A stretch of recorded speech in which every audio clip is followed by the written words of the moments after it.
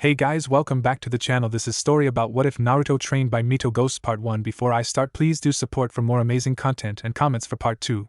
Do consider to subscribe my channel and share my video to your friends and check out the description as well. Let's start the video. The village hidden in leaves, Kanahigakure no Sato, like the other great villages, had its own Jinchuriki. But unlike the Jinchurikis of other villages, Konoha's was not trained to be a weapon. He was allowed to live a normal life, normal as it can be. Villages have long used bijus as weapons to boost their military power. This was because of their great power. Tailed beasts had an almost infinite pool of chakra that no shinobi could rival. Ever since the times when Hashirama captured the bijus and handed them to other villages as means of balancing the power between the villages, tailed beasts have been nothing more than weapons for mass destruction. Balancing the power by ensuring that each village had its own biju was a wise decision to avoid other villages feeling weak and threatened by other villages. If other villages felt like this, there would be unrest and villages would start to fight. In the shinobi world, it did not take much for a war to break out. Trivial things that even kids would not fight over could result in Earth being fed human blood. Even when Hashirama handed out bijus to other villages, he maintained that Konoha would not have one. It was all in the name of fairness and the idea of looking good. But the village already had powerful shinobi, more powerful than anyone else. The Shodaime himself was only rivaled by his former best friend, Uchiha Madara. The first Hokage was hailed as the god of shinobi during his days due to his legendary power. If they were to add a biju on top of that, Konoha's power would surely be greater. When Hashirama decided to give bijus to other villages as means to balance power, his younger brother, Tobirama, had tried to have his brother sell the bijus. The man worked his mind in a different way than his brother. Surely something as powerful as bijus would be sold at a high price. This of course would strengthen Konoha's economic structure, knowing that other villages would pay a hefty fee for the bijus. Tobirama knew this. He knew that other villages needed the bijus and would pay any price to get their hands on them. The bijus held great power, and it was near impossible to defeat one. Instead, villages saw them as means to create powerful weapons that will boost the military power of the village. Many villages had tried to capture the bijus but failed miserably. Some did succeed. Hashirama, though, thought differently than his brother, and so he gave the bijus to other villages for free. He knew that the power of the bijus was great. But he could deal with the bijus if they were used to attack his village. His legendary Mokuton was able to restrain any biju without much trouble. Out of all the villages, there was also no one who could defeat him. Despite all his power, he was not too arrogant to hand out bijus because he could defeat them or had the belief that he could not be defeated by anyone. He disliked fighting and tried to avoid it all the times. That is why he gave away the bijus for free. Surely one would not think of attacking Konoha after all the village has done. He had used this as an opportunity to get the villages to cooperate with one another, but that failed. The kyubi had been the only biju that had been left untouched as it was too powerful than any other biju. When the other bijus were captured, the kyubi was not. Some villages tried to capture it, but failed. That was until Madara used his Sharingan to manipulate the great beast under his control. He then took the biju to battle Hashirama.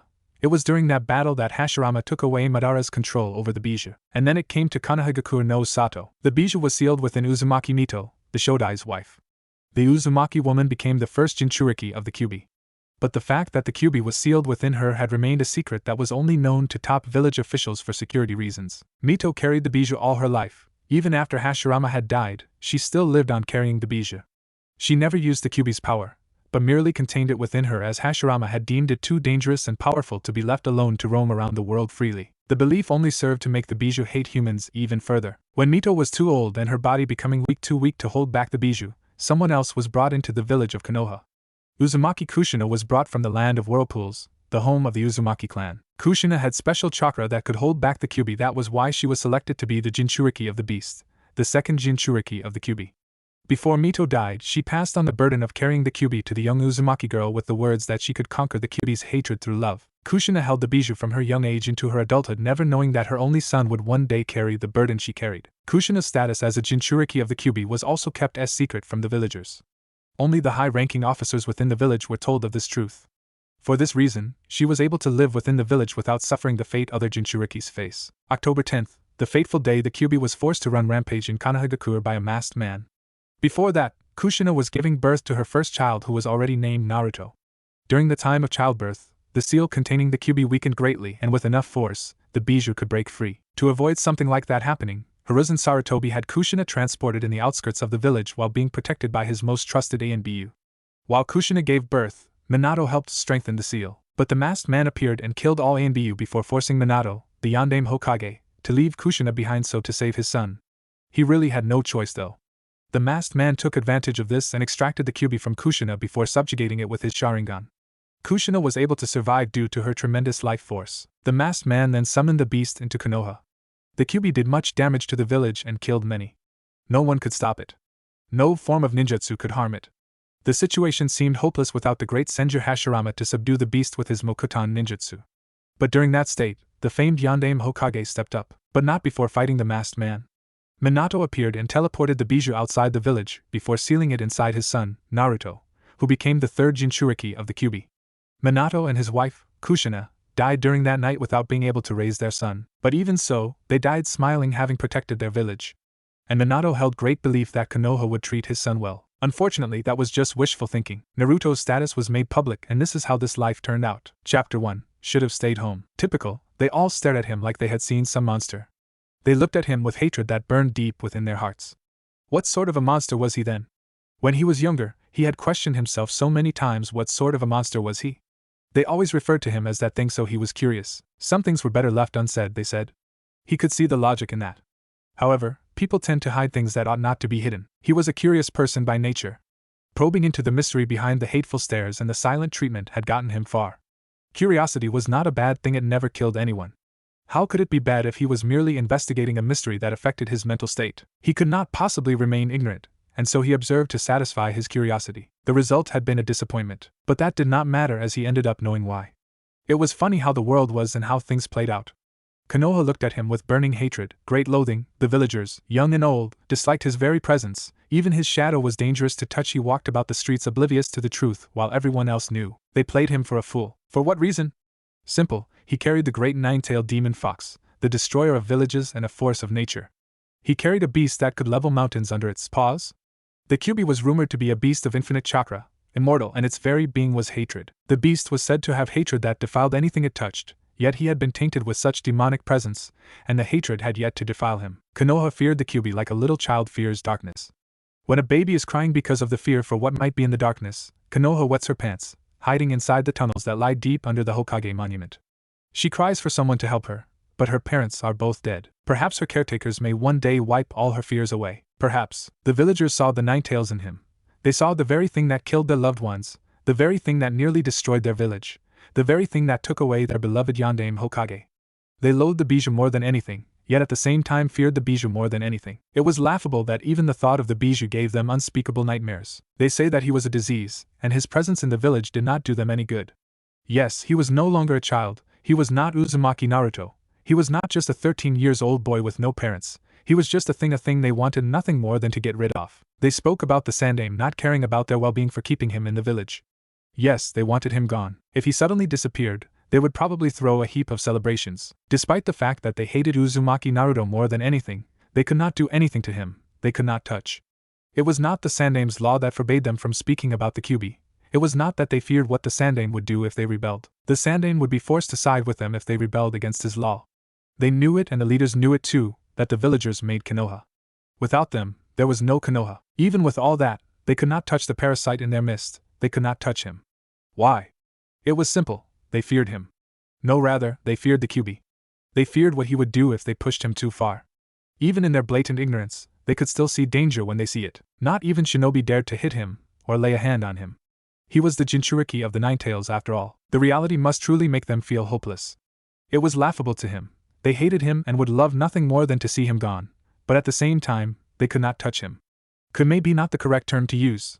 The truth was that they feared the power of the Kyuubi, and would not do anything that may awaken its power. Ignorance. It worked well for him. They did not know that the power of the Kyuubi was safely sealed inside of him. Unless he felt some extreme emotions or forced it out of the seal, it could not come out. Yes, the seal of the Uzumaki worked wonders. Minato might have been the one to place the seal on him, but it was the Uzumaki clan to devise the seal. Yes, they were that good in Fuinjutsu. If they knew this reality, he would be dead by now, or perhaps living somewhere. The Kyuubi would surely not endanger itself by allowing him to be killed. If he died, it meant a temporary death to the bijou. He doubted a prideful beast such as the Kyuubi would like it being dead. It was already an insult to its power and pride that it had been sealed within an infant. The other bijous would surely have a feast about it if the great nine-tailed demon fox died. As it was now, he would not worry about such things. Perhaps when he was ignorant and oblivious to the cold hard truth that was right in front of his eyes, he would be worried about his safety. He stopped getting worried and afraid when he was 5 years old. He could walk within the streets of Konoha, carelessly, without being worried about anything or anyone. He could protect himself after all, and he carried the strongest bijou. Naruto sighed as he walked through the streets of Konoha towards the Ninja Academy. His footsteps were slow, and were put down the ground like any lazy person would. Perhaps today was not a good day to go to the academy, Naruto thought mildly. He should have just stayed inside his apartment, and spent the day reading something useful. He really did not enjoy most of the time he spent at the academy. It was still early in the morning, he always woke up early. 5 or 6 hours of sleep were enough for him. But sometimes he did sleep more than that. As long as he knew that his body rested and was afresh, he did not much more sleep. He could spend his time doing something productive. But lately he has been lazy to do most of his activities. He would have to remedy that before it became a serious problem. Naruto looked at the heavens. There is still about 30 minutes before class. I could get some ramen before class. But it did not matter if he was late or not. Iruka would probably just give him his lectures before allowing him to take a seat. He never really did listen to each lecture the man gave, and that always worked wonders in magically giving the teacher a vein on the forehead. He shook his head, slightly. It was barely notable. I will get some ramen later, he thought, proceeding towards the academy. But his movements became even slower. He had to kill these 30 minutes so that he does not bore himself when he gets to class and finds the seats empty. Finally, Naruto thought as he finally reached the entrance of the Shinobi Academy. He looked around the place, and saw that it seemed to be nearly empty of his peers. But his senses told him otherwise. He knew they were in class. Perhaps they had changed the time for when the academy starts. He put his hands inside his pockets and increased his pace, albeit slightly. The hall was just empty. He really did like it when it was empty like this. He could sense everything happening around him and could also think without having to fend off a glare coming his way. While he could ignore the glares, they did not make things easy for him because he could feel them trying to make holes on his back. It was not a matter of the glares being too much for him. He had gotten used to them that they no longer bothered him at all. Seeing a villager glare at him changed nothing of his mood. It was the usual business, and nothing too surprising. He would probably freak out if they started smiling at him. Surely, that would make him uncomfortable. The matter was that he could feel the glares because his senses were honed expertly like those of a top shinobi. While he spent much time in the streets and Forest of Death, he needed to have such skills. The Forest of Death was a dangerous place if you were not a shinobi. One had to be always on alert for the forest that was alive could eat one alive. He used the place for surviving dangerous encounters. Perhaps he just liked the thrill of being in a place where he knew he could die. Having the QB inside of him did not mean that he could not die. No, it only meant that he could not die because of things that would kill normal people. He was not a normal person, thus he could not be killed easily. The QB could apply those high regeneration healing abilities to heal deep wounds that could kill him in seconds. He had always liked to see the expression on the beast's face when it healed him of those wounds, but the fact remained, he could die like everyone. The QB could only postpone his death, and when time came, he would disappear like everyone. Nonetheless, he was not worried about death. He did not even fear dying. He knew that death was part of life, and as anyone can be born into this world, anyone could disappear. A minute or two passed and he finally reached his class. He did not bother to knock on the door. He merely lazily opened the door with his right hand before placing it back to its rightful place. The class was packed always, and the others looked somewhat serious. Iruka was holding a stack of papers. A test? He really should give this thing some much more time. But he was going to graduate soon. How he did during the year did not matter. What mattered the most was passing the graduation exam. He had no doubt that he could pass something that silly. He had seen the exam before, and knew that it was not even a test for him. Morning, Naruto. Despite the happy tone in the instructor's tone, his narrowed look spoke other volumes. How nice of you to finally come to school. I hope it is not much of a bore to you, but we are having a test today. So, if you could so kindly take a seat, others would like to start with the test. Naruto ignored the rest of the words. Morning to you too, Iruka-sensei, the blonde-haired boy said, smiling at the Chunin. This did nothing but to make Iruka glare at him even more. Naruto's smile became nervous. I will take my seat then. The rest of the class was oddly quiet. Perhaps they did not want to forget what they had read.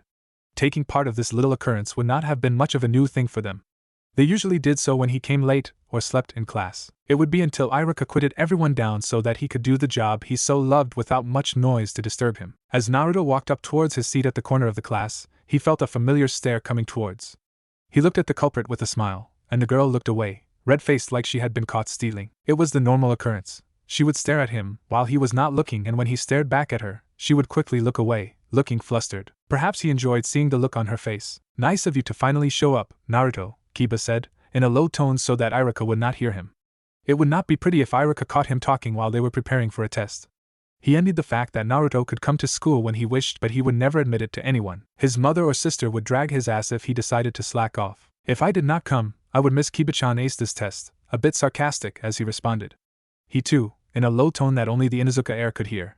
His remark only earned him a heated glare from the boy. At least I am going to pass the test. I doubt you even know that there was a test today, the boy grinned madly. But the smile on Naruto's face did not go away. Kiba grinned because he knew the blonde was probably going to fail this one. Good luck, you will need it. Naruto's smile widened slightly. Thank you, Kiba-chan, for the wish of good luck. I can now write with confidence because the great heir of the Inuzuka clan has wished me luck. Obviously, the remark was purely sarcastic. To add to the insult, Naruto gave the boy a small bow of his head. Before Kiba could come up with a retort, Iruka spoke, in a slightly tired tone yet firm. Naruto, I am waiting for you to take a seat so we can begin, the instructor said, looking straight at the blonde. Let us just start without him. It is not like it will make much of a difference, we all know he is going to fail anyway, a boy said, deciding to break the peace within the room. This of course earned some laughters and snickers headed towards Naruto, as the comment was being referred to his record. Iruka glared at the boy. Shinji, you should not be the one talking, the Chunin stated in a stern tone. You also failed your last 2 tests. Another round of cheers. Naruto ignored it all as he went towards his corner. He took his seat and looked at the peaceful sky through the window. Iruka started talking, giving the instructions for the test. Naruto was not listening. He looked at Shikamaru, who always sat in front of him. Why did you not warn me? I wanted to tell you yesterday, but you did not come to the academy. I could have looked for you at the usual place. But when I got home after the academy, I fell asleep and woke up today. That came the reasonable response from the Nara heir. Naruto nodded. This is going to be troublesome, the blonde said, releasing a sigh.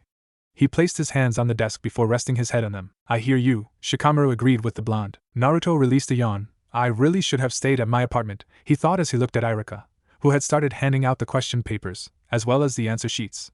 The blonde took the question paper and looked at it with a bored look. He sighed. Wake me up when there is 10 minutes left, he said to Shikamaru. The Nara heir merely grunted in response. Naruto closed his eyes. I am seriously becoming a lot lazy these days. I sleep during the day more than I should be, he thought as he drifted to sleep. Hokage's office. The Sandaime frowned as he watched Naruto drift to sleep. This was becoming a problem. He had noticed lately that nothing seems to interest the blonde that much. Lately, he wore his bored expression mask more often than he wore a smile. What kind of a 13-year-old did not become interested in passing academy tests? Other kids studied hard because they wanted to become shinobi. But Naruto has not been showing interest in passing the tests, or even performing well. The boy's attitude towards academy work was dismissal. Who the hell takes a nap during a test? Those things stayed on your record. To a kid, good grades meant a lot. It made him happy when he was just a brat to do well in the academy. But Naruto was showing no interest in doing well. But then again, he had his parents to make proud. Naruto had no parents. Even if he did well, there would be no one to congratulate him. The thought made his frown deepen. If only Jiraiya was here, the boy would have someone to look up to, Sarutobi thought mildly as he put his crystal ball away. He would have to do something to get the boy motivated. He recalled that the boy did not even want to enter the academy. He had even started late than his age group. He had just pushed things through so that Naruto could graduate with those in his age group. There were some young fellas. The villagers had not been pleased with his choice, but he did not budge. He was the professor after all. Is there any other way I can become a ninja without having to attend the academy? Naruto had asked the Sandaime after a week of attending the Ninja Academy classes. He had been curious as to why the blonde would ask such a question. His curiosity got the best of him, and he asked why the blonde would ask such a question. The response he had been given by the boy had shocked him. Within a week, the happiness of the boy had been sucked out by the walls of the academy. He had told the blonde that he had to continue with the academy if he was going to become shinobi. But now things were not getting any better. He would have to do something quick, without drawing the villagers' attention. The council would surely give him a headache if they knew he was interfering or giving Naruto special treatment. Well, he was special, and he deserved it. But the damn fools did not have the same eyes as he did, and it was a damn shame that they did not see the potential he saw in Naruto. If Minato had not died, none of this would be happening. But it had happened, and there was no returning back. He just had to make the most of the situation and ensure that Naruto became a shinobi, a good one for that matter. He would ensure that he did not fail Minato and Kushina. But he was running out of options. Naruto's class would go through the graduation exam soon. He was sure that Naruto would pass the exam. He did not believe that the blonde was stupid despite his awful academy record.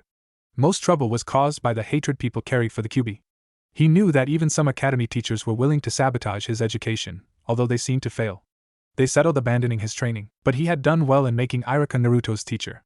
He knew the Chunin was a good person. He thought Iruka would be a good influence on Naruto.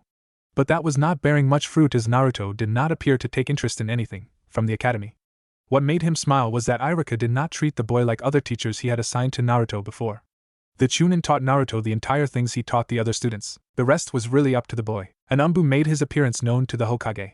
Sandame-sama, I have brought the surveillance report you have requested, the Umbu said in the same monotone voice that all Umbu were famous for. Hiruzen held out his hand as the Umbu handed him the report. Once that was out of the way, he waved his hand, dismissing the Umbu. The masked man did not say anything as he disappeared into thin air. The Sandame Hokage wasted no time in opening the file. He flipped through the first page. It just held the name, rank and status of the subject. He already knew all that information. What he was interested in was the report itself. He looked through each page with a critical eye. After all the reading, he closed the file and put it on his drawer. The Hokage then leaned back on his chair. As expected, there is nothing out of the ordinary, he muttered to himself, before sighing. This is all going to kill me one day, he thought, releasing a bitter chuckle. Shaking his head, Hiruzen looked at his paperwork. He frowned. The paperwork can wait, but Toku-chan cannot, the thought, digging his right hand into his robes. Back at the academy, Naruto! Iruka yelled straight at Naruto's ear. He was glaring down daggers at the blonde. How dare he sleep during a test? This was not playing, for God's sakes.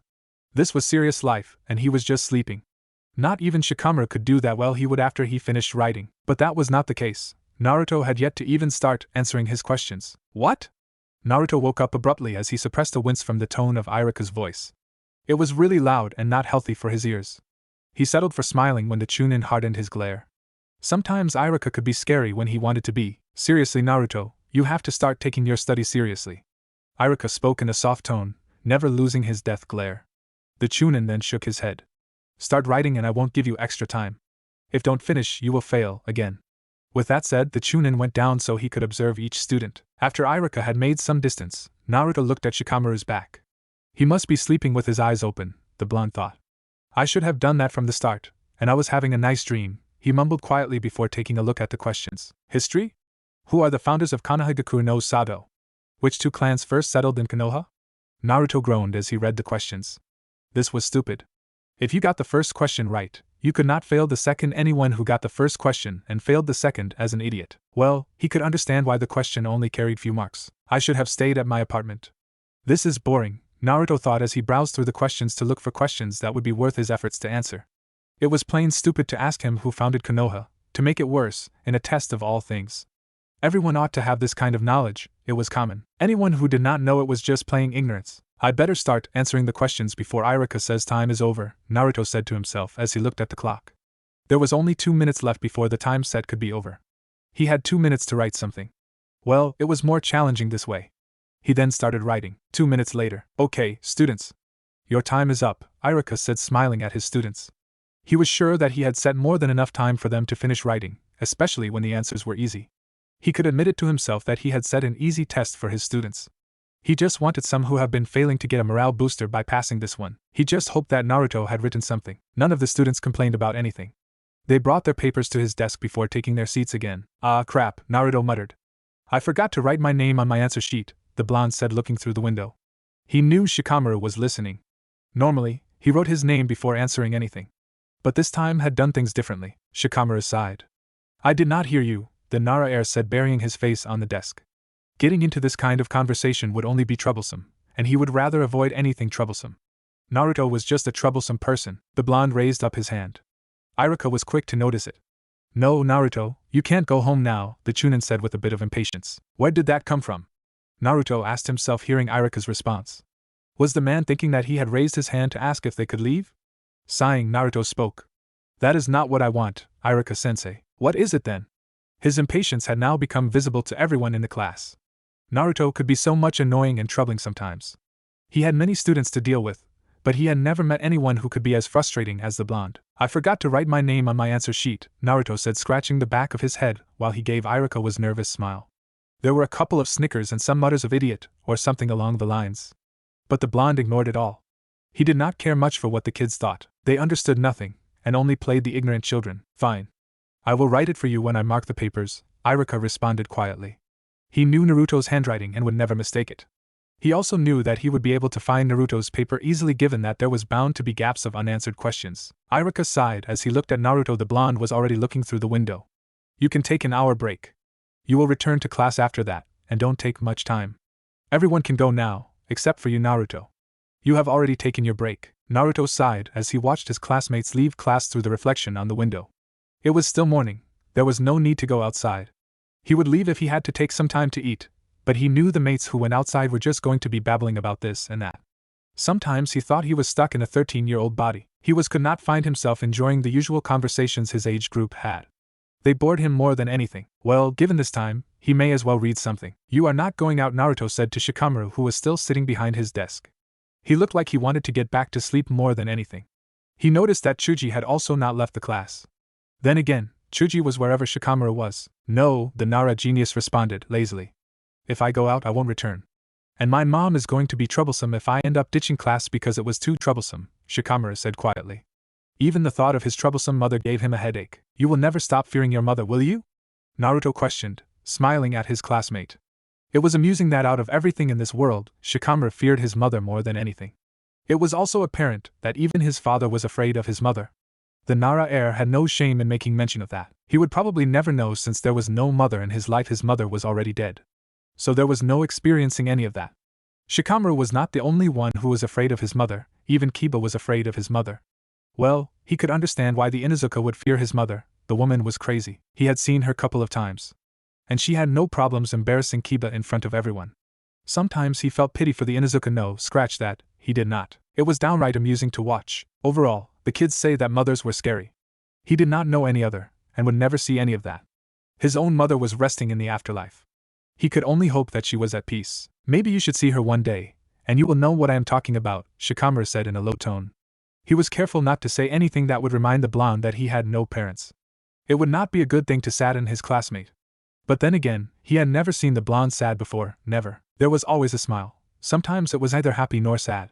His eyes only reflected boredom, sometimes curiosity. I will pass on that, Naruto said as he took out a small black book and started reading it. Shikamaru narrowed his eyes at the book. Its cover was just pure black, and had nothing written on it. He had never gotten a glimpse of what was inside it. One thing was obvious though, Naruto always carried the book wherever he went. I thought you would be out eating, Chuji, the blonde said, his eyes firmly on his book rather than on Chuji. If I went out to eat now, I won't have anything to eat in the normal break, Chuji responded calmly. But you are eating right now, Shikamaru pointed out looking at his friend. Chuji shrugged. These chips are just the extras I came to school with just in case Irika-sensei gave us a break after the test. And it turned out I was right to bring this bag along. My stomach would have been throwing a fit of groaning if I did not have this bag. Nothing further was added to that. Shikamaru merely closed his eyes as he prepared for napping, again. He had nothing to do. A nap was the best he could do. Chuji continued eating his chips calmly, and in silence. As for Naruto, he continued reading his book silently.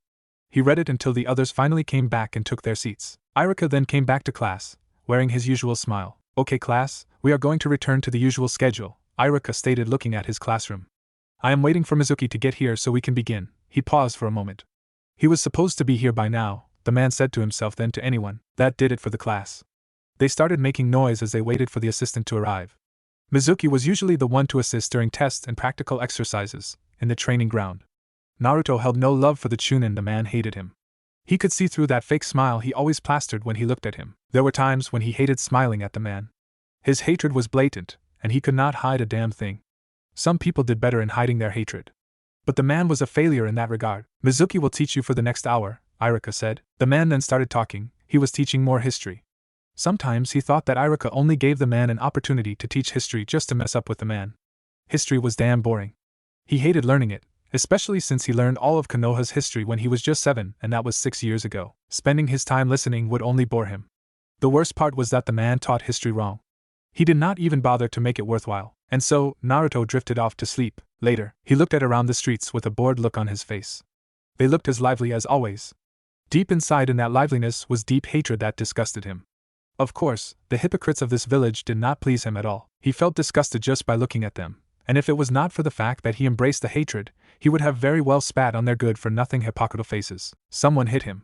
He had sensed a person coming towards him, but he had not thought the man would actually bump into him. The hit was enough to send him tumbling backwards. But of course, he could have maneuvered that. However, people were not expecting a 13-year-old to actually do something like that, and so he hit the ground on his back before looking at the man. Watch where you going, scum, the man ground out with as much as venom as he could muster. Naruto raised a ghost brow. The man had been the one to hit, and then actually moved towards him, hitting him on purpose. For a second he was tempted to curse the man, and give him a chilling glare. But he settled for scratching the back of his head, while smiling nervously. Sorry, mister, he said apologetically. You better be, the man said, walking away. Naruto almost looked amused when the man said that. He knew that behind the growl was barely hidden fear. He could swear that the man might have breathed a sigh of relief when he walked away from him. They seemed to like seeing him crawling beneath them. They were a bit sadistic sometimes. But it was okay, he did not care. He looked around to see that almost everyone was ignoring him. But he did notice that someone gave a discreet apologetic smile. He nodded at the man and dusted himself as he stood. It was nothing new. He knew that not everyone in the village loathed him. He may be a social outcast, but there were some people who were at least kind, but they showed their kindness discreetly. Sighing, Naruto made his way towards Ikaraku. He went around this time because he knew he would have the place to himself. By this time people did not usually come to the ramen stand. He liked it because he could eat peacefully without driving away some of Tuchi's customers. He knew that some people would not stomach eating next to him. Yes, he was that disgusting thing that made their stomachs reject their meals. Naruto, my boy, Tuchi said as he watched the blonde take a seat. How are you? Good, Naruto replied smiling. And you? I am good, Tuchi responded. How was the academy today? Same old boring, Naruto said with a nonchalant shrug. It was boring for him. But in order to become a shinobi he had to attend. Well, at least it was going to end soon. He just had to endure for a week and would finally leave the academy and become a genin. Tuchi sighed. You should at least be enthusiastic about it like other kids, Naruto. The old man said, knowing Naruto's dismissive attitude towards the academy. He had tried to get the blonde a bit more excited about the academy, but nothing had worked so far. Again, Naruto shrugged. Well, the graduation is coming soon. I will get through and become a genin. He held a large smile as he said those words. Do you think you will pass the graduation exam? I asked as she came from the kitchen. Naruto nodded. It is easy. Only an idiot and one without acceptable chakra control for an academy can fail, the blonde responded calmly. I will get the usual order while you kids talk, Tuchi said, walking away towards the kitchen to get Naruto his food. He already knew what the blonde would eat, so there was no need to ask him what he wanted to eat. The atmosphere changed completely. I am going to see if father needs help, Ayam said, before she hastily left the blonde alone. Nagato sighed as he cancelled his rain jutsu. The jutsu was perfect in detecting spies within the village. It was compensation to the fact that his senses could not stretch out to the entire village. But he was a very good sensor nonetheless. Even when one could stretch his or her senses over the entire village, it would take complete focus and some serious meditation. As far as his intel told him, there were only 2 people who were better sensors than him.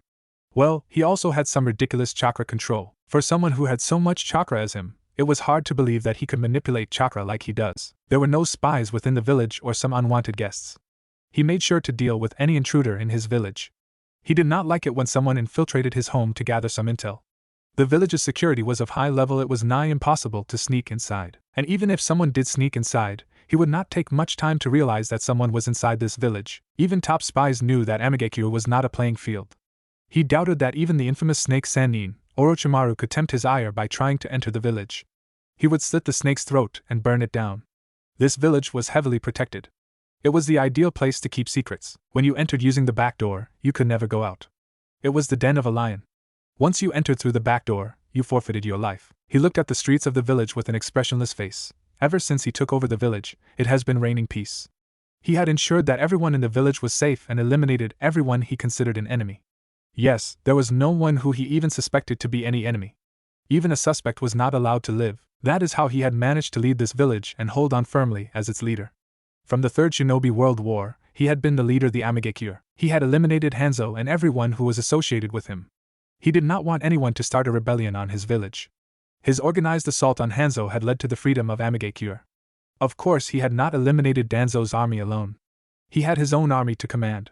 It had been a civil war that stained this rainy village again, but at the end of the war, he had destroyed Hanzo.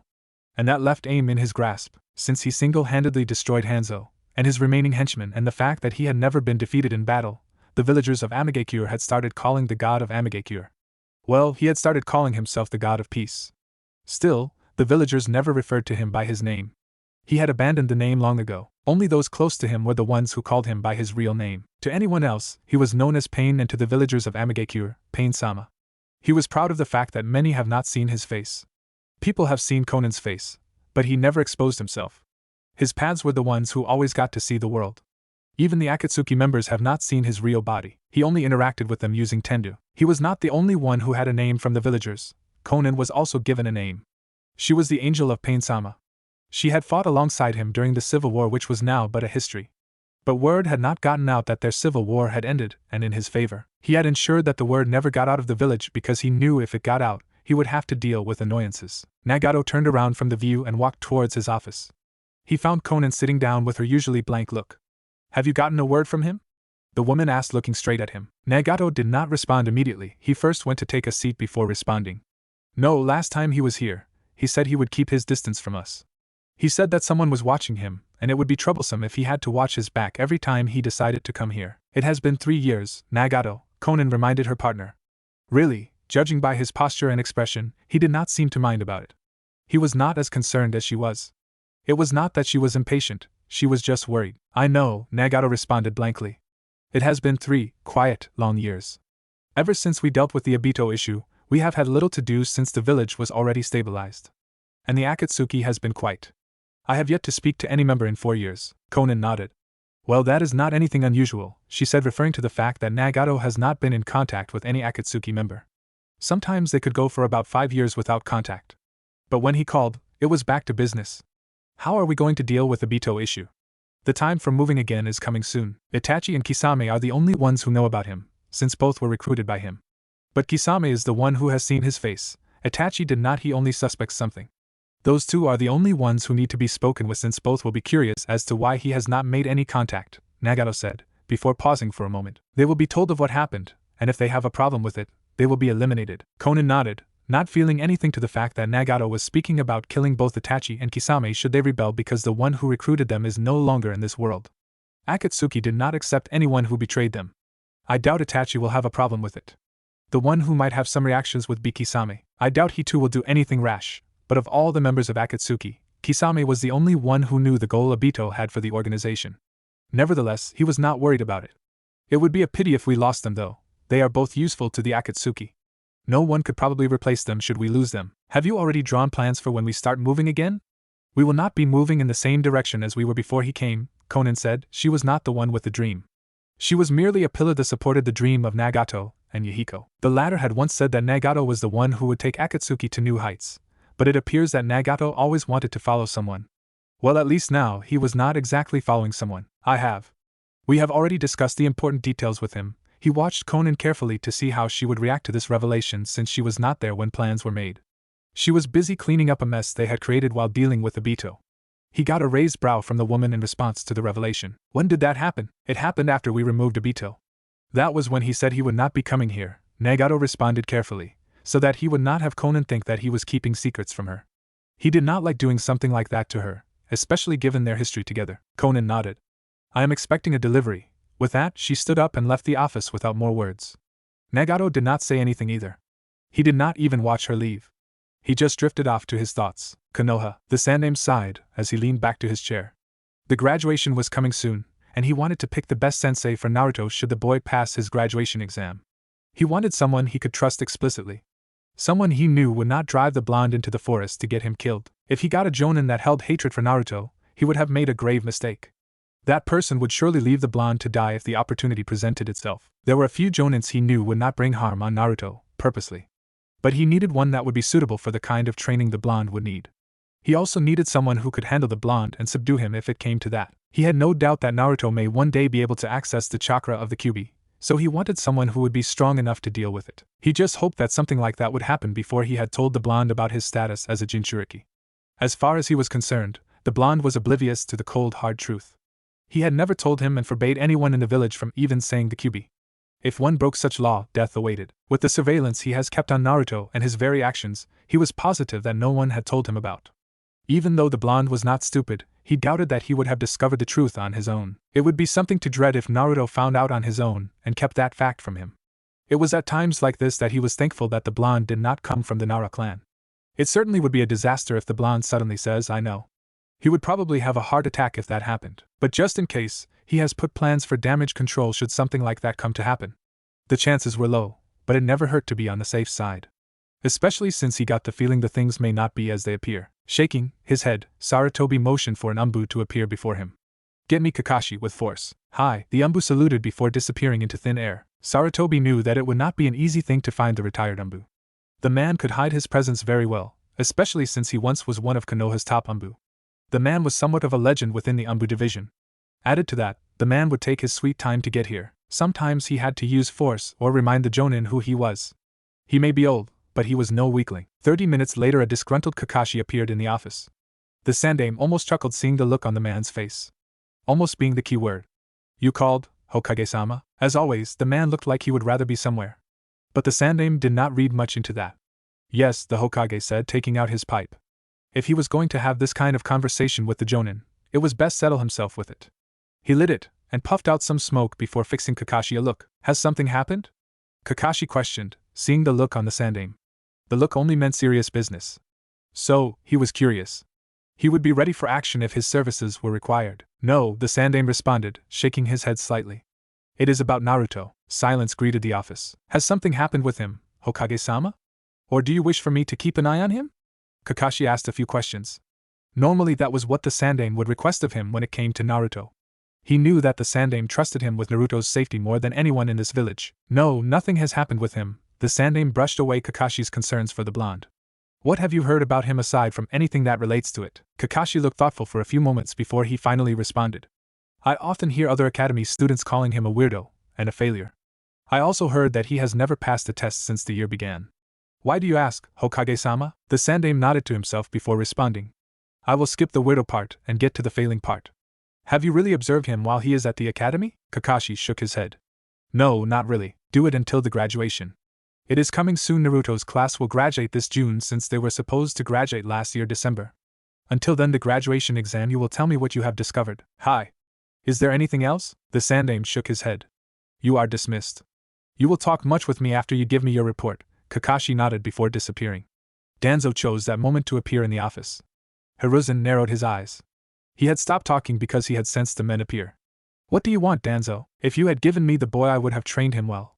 But it is not too late, Danzo stated, looking straight at his childhood rival. Not this again, the Sandame thought, feeling all his energy leaving him. He really was becoming tired and too old for having this kind of conversation with Danzo. The man was relentless, and it was starting to get on his nerves that the man kept coming. No matter how many times he said no, the man would always come back, looking for a yes. Academy, as you all know, your graduation is coming in a short period of time. But that does not mean that you will have to stop attending your classes. You will be attending until the day you graduate, Irika announced, looking a bit happy that his students were finally going to graduate. Aha! The class groaned at the thought of coming back to the academy tomorrow. While they enjoyed their time in the academy, they also liked spending time away from Irika's lectures. The lectures could be boring sometimes. Alright, before we take a break, we are going to the training ground to review what you have learned so far in practical skills, Irika said, clasping his hands. He was obviously ignoring their groans. Yay, we can see Sasuke-kun fight. At least some people were a bit enthusiastic about getting to the training ground.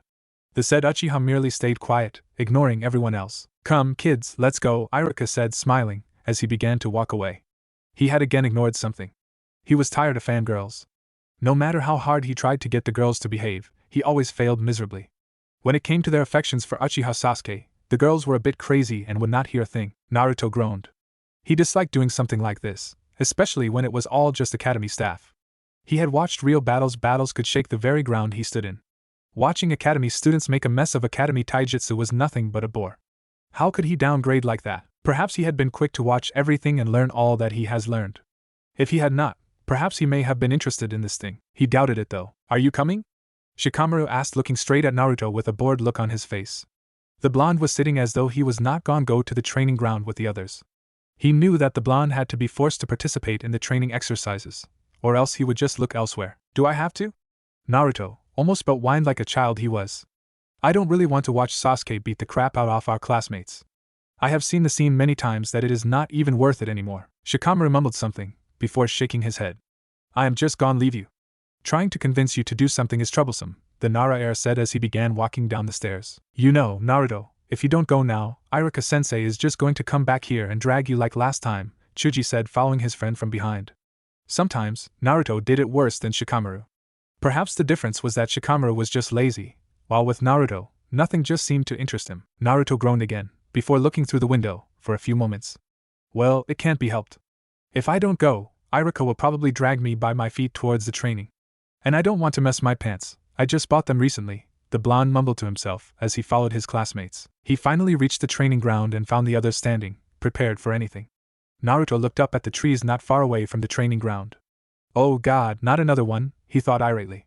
Well, at least this one is a little interesting than rest. But by the end of the day, he will have bored me already. He got a bit sad at the last thought. While all the thoughts played inside his head, his expression remained indifferent.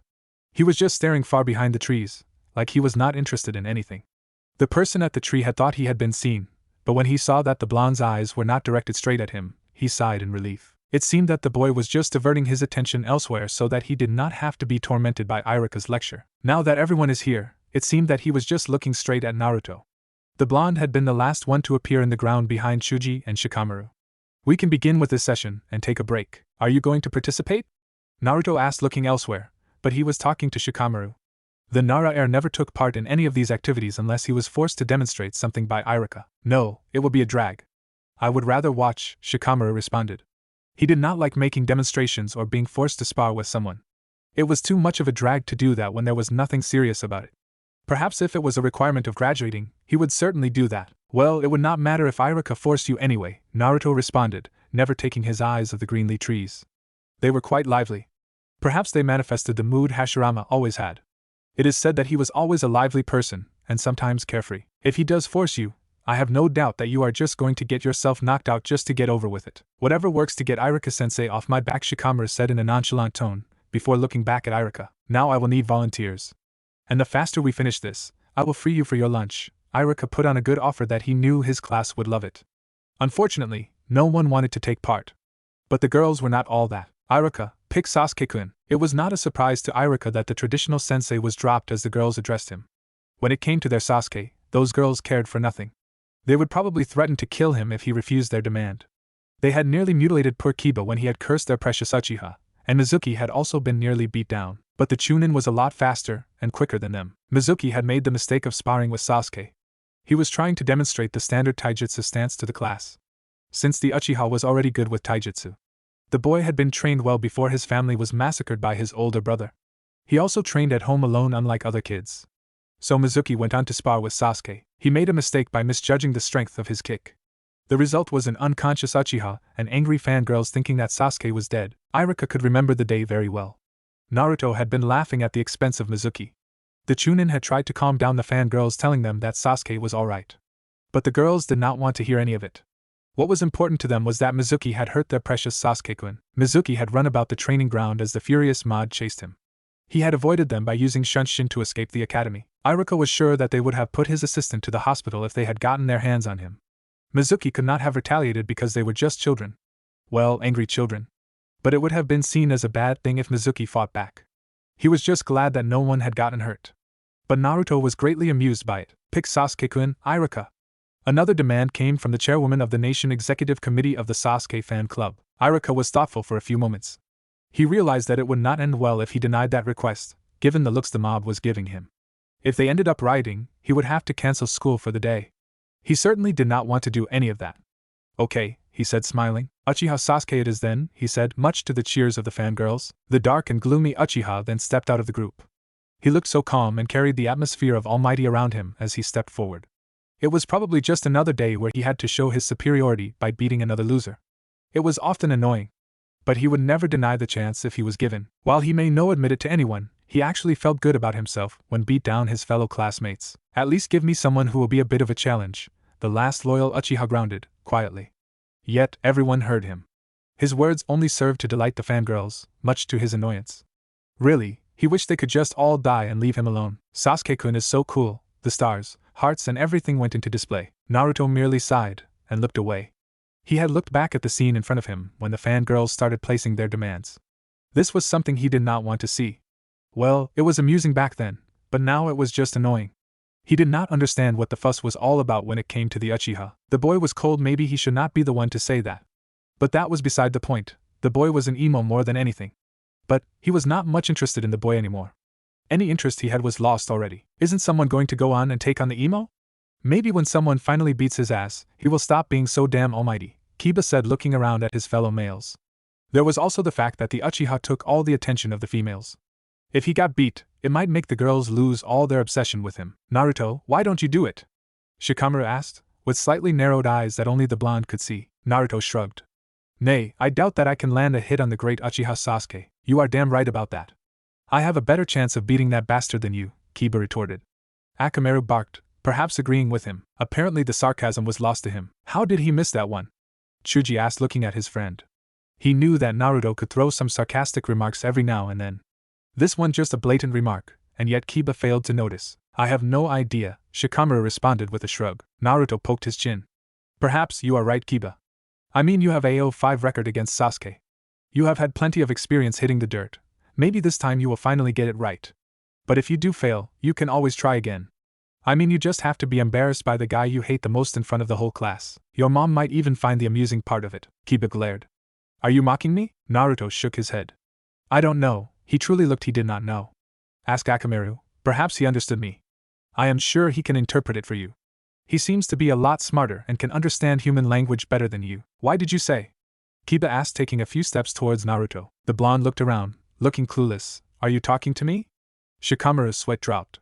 Kiba should have been used to this by now. Naruto did act like that when Kiba started to act otherwise. What is going on back there? Iruka asked, stopping Kiba in his tracks. Kiba, if you have so much energy to pick a fight with Naruto, why don't you come here and battle with Sasuke? Kiba turned around to face Sasuke. He looked at the emo Uchiha and then the fangirls. I think I will pass, Iruka sighed. Naruto, why don't you spar with Sasuke? Yeah, so that he can demonstrate the difference between number one and last. Another girl spoke, much to the delight of the class. Naruto merely looked away, not because of embarrassment or anything. This was all just boring. It was nothing new. He had been in a scene like this before. And last time he had walked away citing that he was bored. Iruka had tried to stop him, but he had disappeared from the radar of the Chunin. At this moment, he would rather be in his apartment than here. He looked back at Iruka when he realized the Chunin was waiting for his response. No, Iruka sighed, but before he could speak, Sasuke spoke. What is the matter, weirdo? Afraid you are gone hit the ground like others? The Uchiha questioned, with a rare smirk. So cool. Naruto rolled his yes, before looking away again. Yes. You have proven yourself to be the top student. I am no match for you. The sarcasm all but lost. I mean, who can defeat Sasuke-chan and his death glare? Not lil ol' me. I swear just by looking at you gives me nightmares. And there is also the fact that you might be into boys. I have seen how you stare at Kiba's behind each time you give it a beating. Apparently not. Kiba looked horrified, while the expressions on other males appeared like they were ready to explode in laughter. The expression on Sasuke's face was simply priceless. Naruto almost laughed. Almost. The mob was on an entirely different stance. They were glaring down furiously at the blonde, looking as though they were ready to mutilate him. Naruto, though, was not the least concerned. But for the mob, how could he? How dare he say Sasuke is gay? That is blatant blasphemy. A sin that is punishable by death. How dare you? Naruto just fixed the mob a nonchalant look that did nothing but infuriate them. Well, it appears that you are gonna have to spar with Sasuke, Naruto, Iruka said, a bit worried about where things were going with the mood change. Naruto sighed. It appears so. Sasuke-kun, show the weirdo who is the boss. Make him pay for that blasphemy he has just uttered. Sakura yelled, earning nods of approval from her fellow fangirls. Naruto had to pay, he had to pay. It was unforgivable that he called Sasuke, their Sasuke-kun, gay. Sakura could not even dare repeat the words the blonde had said. This is just going to be troublesome, Shikamaru said, looking at the mob that had been ready to pummel Naruto. They must have stopped from doing anything once it became apparent that the blonde was going to face Sasuke. They would have surely chased the blonde around the training until they could no longer move if it had not come to this. As far as Shikamaru could remember, Naruto had always stayed away from Sasuke's path. Even when Iruka wanted the blonde spar with the last loyal Uchiha, Naruto had last walked away from the training ground. The blonde never showed any interest in the Uchiha. While Sasuke settled for the mask of cold impassiveness, Naruto settled for the mask of blatant boredom, but most of the time it was indifference. He also carried a nonchalant aura around him. But what had changed? It was the first time he had heard Naruto make fun of Sasuke so bluntly. He made fun other people, but not Sasuke and the fangirls. If his memories served him correct, the blonde had yet to even talk to the fangirls. He always ignored them and looked the other way. But then again, Naruto ignored many things, as long as they were of no interest to him. He did not even know what interested the blonde. As far as he was concerned, the blonde showed little interest in anything or no interest at all. Sighing, Shikamaru shook his head. Thinking of an answer was just going to be troublesome. It was better to be at peace and allow things to unfold themselves. You think so? Naruto said, responding to Shikamaru. He then decided to get this over with so he can go away. He surely did not want to be here anymore. Perhaps he could see for himself what the so-called prodigy and genius could do. Well, at least, give them a show, Naruto. Today might be the last time we come here before graduation, Chuji said before Shikamaru could respond. Yeah, he is going to end getting beat like everyone else. If he even lands a hit on Sasuke, I will become his slave for a month, Kiba said, looking confident that Naruto could not even land a hit on the Uchiha. The blonde could not even defeat him. What more could he do? Naruto looked at Kiba, with a somewhat twisted grin that rang all sorts of alarms within the boy's head. Well, it only lasted for a second, only for Kiba to see it. Are you sure about that? Though Kiba felt confident, he surely did not feel comfortable with the grin Naruto had shown him. It was just wrong for someone to smile like that. He was sure even Sasuke would feel sick if he saw a smile like that. And no, Naruto sighed, how disappointing. And I was looking forward to having you as my humble slave, the blonde said, walking towards the waiting Uchiha. He certainly did look like he was disappointed. The look of indifference returned in full force as he went to face the number one in the academy. Remember that this is just a sparring session. Nothing too damaging. The message was clearly addressed to Sasuke since he was the one who has showed more skill than any of the students. The Uchiha was also quite brutal. He did not want anything hurting being done to Naruto. Sasuke nodded, quietly, and settled to giving Naruto his famous cold mask of indifference. What infuriated Sasuke was the fact that Naruto did not even flinch. He just continued to have that look of blatant boredom. He did not seem to be interested in anything. If Sasuke was not mistaken, the blonde was not even looking at him. That look of nonchalance may seem like it was looking at him, but it was not the case. He was not looking at him. It felt like the blonde was looking down on him. How dare he? The thought infuriated him. Who does the weirdo think he is looking down on him? No one did that to him. Naruto could see Sasuke's jaws clenching in anger. He silently shook his head. He had yet to say anything and the Uchiha was already grinding his teeth. What more would he do if he does open his mouth? Okay, you can start now, Iruka said, giving the boys the green light to start the session. Naruto did not move. He merely folded his hands across his chest, before looking elsewhere. Gah! One of the fangirls growled, pulling her hair. The audacity of that weirdo. He is trying to look cooler than Sasuke-kun. Sasuke-kun, you cannot allow something like that to happen. It is unforgivable. For once Sasuke agreed with the fangirls. He smirked as he got into a stance. Yet Naruto still looked away from him. He even let loose a yawn. Sasuke glared before calming himself down. He rushed towards the blonde, but grew even frustrated when the blonde did not even turn his head to face him. He stopped in his tracks with his fist close to Naruto's face. The blonde did not even twitch. Naruto raised a brow as he turned to face Sasuke's fist. Aren't you going to hit me and get this over with? Sasuke glared. You are not doing anything to defend yourself. You just want me to knock you down so you can get this over. The Uchiha spoke in a cold tone, clear that he was not the least amused. I see. I shall end this then. In an instant, Sasuke was down on the ground, hitting dirt, while Naruto was walking away. No one actually saw what happened. Perhaps it was because no one was expecting Naruto to attack. Even Kakashi, who was watching from afar, blinked in surprise. He did not see that happening. This second Sasuke was standing still ready to attack, and then the next, the Uchiha was eating dirt with Naruto walking away from him. What the hell? Sasuke yelled uncharacteristically, getting up from the ground. What the hell just happened? The fangirls yelled, echoing everyone's thoughts. The Sandaime was asking himself the same question. If he had been expecting that, he would have seen that. Can we get a replay for this? Kiba yelled. That weirdo could not have put the Uchiha on the ground. I must be dreaming here. Iruka-sensei, tell me that this is all just a prank. I am afraid that is not the case, Kiba. Iruka responded quietly. He was not expecting that to happen. He too was a bit shocked by the turn of events. Sasuke charged at Naruto while the blonde had his back turned against him.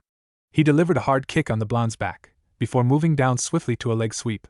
The attack got the blonde and forced to hit the ground on his face. The Uchiha stood proudly, after exacting his revenge. This was much to the delight of the fangirls. Naruto sighed as he turned around to face the sky. I should have expected that, the blonde muttered to himself, looking all but bored. He was not hurt or anything. He was just finding it to be a task to get up after the Uchiha's dirty trick. Well, he had also played dirty when he tripped the dark-haired boy. Sasuke-kun is so cool. The weirdo had cheated to trip Sasuke-kun. Naruto rolled his eyes, while still lying down. Foolish girls, they did not understand the shinobi world. The world was not fair, nothing was fair. Well, he could not expect children, fangirls, especially to understand the real world. These girls wanted nothing more than fun with their Sasuke-kun. It would be a drag if he ended up getting stuck with one of them in his genin team. Okay, class, you can take your break, Iruka said, particularly to one, since no one was listening to him. The Chunin sighed and went to Naruto, who was still on the ground. He held out his hand to the blonde. Come on, let me help you out. Naruto took Iruka's hand and got up. Thanks, he just found the words coming out of his mouth. Iruka smiled at him, warmly. Are you hurt? The Chunin asked with some concern in his tone. What Sasuke had done was not allowed. He had been slow to act because of his shock. Regardless, he should have expected it from the Uchiha. Sasuke was like that. He had noticed that the Uchiha did not accept it when someone seemed to be better than him. No, I am fine, Naruto said, dusting himself up. Well, at least his pants were not damaged. He ran his right hand along his hair, getting a feeling from it. He sighed. His hair was not messed up. The Uchiha hits like a girl. He had experienced worse, but Irika did not have to know all that. Irika nodded. I'm glad you are not hurt. I will have to speak to Sasuke though. The man looked thoughtful for a few moments. If you had paid attention to class, you would have known that you should never turn your back on your opponent. Naruto shrugged. I am just a 13-year-old kid, and this was just a little demonstration. I also assumed that once the Uchiha was making out with the ground, I was the winner. I did not expect that he would attack me like that. Irika nodded. You are right about that. He almost chuckled though, at Naruto's choice of words. How did you manage that anyway? Naruto merely smiled at the Chunin. A little trick I learned. When you can't beat your opponent with skills, you have to use your wits. So you have learned some things. I was afraid that you may not have learned anything since you are always sleeping at class, Irika said, smiling. So you knew that Sasuke would not attack if you pretended like you were not going to defend yourself. He was not exactly pretending. But Irika did not need to know that. He did not want to be scolded for nothing. Pretty much, Irika nodded. Join the others for lunch. He said, looking at the other students. The fangirls were already disappearing to follow the brooding Uchiha. Naruto said nothing. He merely turned around to leave. He placed both his hands inside his pockets and walked like he was being forced to do so. He was not feeling hungry, so he would just end up watching the others eat, or he could just throw himself to a nap. For a second I thought you were going to win against that brooding bastard. But I should have not expected from someone like you, Kiba said, making Naruto roll his eyes. What did you do to him anyway? Naruto shrugged. Go away, Kiba. Akamaru wants to feed you. That was all said in a nonchalant tone. He was really brushing off Kiba's question like that. Kiba glared, but before he could say anything, Chuji patted him on the back. Cool down, Kiba. You know saying anything further will only make him antagonize you further. Come on, Akamaru, let's go somewhere, Kiba said to his pet dog. He held no ill feelings towards the blonde. They just played like that. Sometimes he won some rounds, sometimes he lost badly. But he would get back at the blonde. Why do you enjoy picking on him anyway? Shikamaru questioned. It is easy and it amuses me when he becomes infuriated. His retorts are always amusing, Naruto responded with a nonchalant wave of his hand. Shikamaru could not deny that, and so he said nothing further on the matter. You really did pull a fast one on Sasuke, the Nara said calmly. He could guess what the blonde had done, but he had to have been fast to pull it off. Thinking much about it would be a bother. I know for a certain that you could have dodged that attack by Sasuke. Naruto shrugged. It would have been a drag to do so. Not so surprisingly, Shikamaru seemed to nod in agreement with what Naruto had said. Where are you going? To my apartment. I need to change my shirt. This one has some dirt that is glaring at me, Naruto replied, walking away. What a lame excuse to ditch class, Chuji said, knowing that Naruto just wanted to go home. Even Shikamaru nodded at this. Naruto was not a neat freak. But he did like his things clean. If there was a way I could ditch class without my mom knowing, I would be leaving with you. This day has been rather dull and I don't see it improving, Shikamaru said, walking away with Chuji towards the usual spot. Naruto said nothing as he started walking away from the ground. He was just going to his apartment to do something useful, or sleep. He sighed when he sensed something. Naruto! Where do you think you are going? Irika called out, staring at the blonde. He really did not want to have Irika searching for him around the village. He just had to endure. Nowhere, he said, turning around. He better go around relaxing on his lonely tree. I thought so, Irika said, smirking. You better not think of leaving while I am not looking. I will find you wherever you run off to. The academy teacher stated, going back to his class to deal with some things. It would be a drag if I leave now, Naruto muttered to himself as he climbed the tree like any academy student. He sat on a branch. Reading my book seems like a good option. Well, at least he has a good hobby, Kakashi thought, looking from afar. I do wonder what he is reading though. Still, it was hard to believe that the blonde wanted to be a shinobi when he showed absolutely no interest in academy work. Perhaps he just found it boring rather than anything. I am going to call it a day, the Jonin thought before he disappeared from his location. He did not think that there will be anything happening for the day, and he thought he had seen enough. He probably won't be watching the blonde tomorrow. Naruto closed his book when he felt Kakashi disappear. I wonder what the Sandaime is planning, he thought silently. He then shrugged. I doubt it is anything interesting. He opened his book again, and continued reading. The parents loved their children very much. It was a wonder to Naruto how they could show so much love to their children, and yet show hatred that was just pure unadulterated. They could smile to their children, and then they saw him, they would lose their smiles. Sometimes it was amusing when some parents would pull their children closer to themselves, as if it was for protection. Perhaps they feared the outcast would violate their children. They could not protect their children if he wanted to violate them, yet they made the effort. Laughable. It was also a bit sad though. He was not alone in his life. He had people he knew he could trust with his life. But at the moment, he could not see them. This meant that he was probably alone at the moment. But it did not matter. He may be still young, but he enjoyed the time he had to himself. Sitting within his apartment was not a bother, especially when he knew that he was not alone. Well, technically, he has never been alone. From the day he was born, he had the QB sealed within. Everything that he knows, the QB knows. He even shared his mother's body with the QB while it was still sealed within her. From the day he started to form within his mother's womb, the QB had always been there. Even now, the bijou was somewhere inside his gut, probably taking a nap. Even when he knew that bijou was inside of him, he had never talked to it. It was not because he could not. He just did not bother. For now, he had nothing to say to the bijou. But he would soon have something to say to the bijou. It was living inside him, it had to pay rent. Still, demanding rent would not be fair. It was not the QB's choice to be sealed within him. The bijou had no choice in the matter. Both were just unfortunate to be caught in all this. But they just had to make the best of the situation. Possibly the only thing the QB cared about was getting out of its cell, hence he never visited. Why is that thing looking at me and my son? Naruto read those lines within the expression he got from a certain lady. It was a little insulting to be called a thing. Being a thing meant that his status as a human was removed. A thing was an animal, not human. It was right, before the eyes of these people, he was not a human, he was not a child. Naruto shook his slightly, and continued his way towards the academy. He could hear some sigh of relief as he walked past the parents. Sigh, I thought it was going to talk to me. I don't know how you can stand around it your whole day, son. I can't even picture standing beside it for a minute. Because of this, mommy, I'm proud of you. But all you have to do is pass, and you will no longer have to suffer this torment that the Sandaime is making you suffer. How amusing. It was ironic. He also could not stand such hypocrites and ungrateful fools. It was just that he contained himself in a well-mannered manner than any of them. The thought of spending his entire life protecting these people gave him horrible nightmares. Yes, in some sense, they shared the same feeling towards each other. Perhaps if they changed, he would not dislike them, but that was highly unlikely. The feeling of hatred was mutual. He was not living his life to suck up to them. Even if it meant going to hell, he would never live to gain their approval. The kind of living they had forced him to live was already hell. If he was going to hell, he would probably go with them. If there was such thing as justice, they would be with him, and he would like nothing more than to be their warden. Yes, that would possibly soothe his soul. Perhaps the fact that there did not seem to be a god in this forsaken world made him desire to become the god of justice. Perhaps that dream was a little far off his reach. He was just a brat after all, but through living in this hell of a village, he was forced to grow up at an alarming rate, forced to understand the difference between right and wrong at a young age. While his peers were running off with their parents, he was learning what was right and was wrong. He knew that what this village was doing to him was wrong, and one day, justice would be served. He was going to be the one to bring justice to the world after all. The criminals would be punished, betrayers dealt with, those who break the rules dealt with, and those who played with fire will be burned. No one will escape justice. They could all smile now and speak what they wished. But the day would come. Watch where you are going, weirdo, Sasuke growled at Naruto as the blonde hit him from behind while he was walking. Naruto had not realized that he had been lost in thought.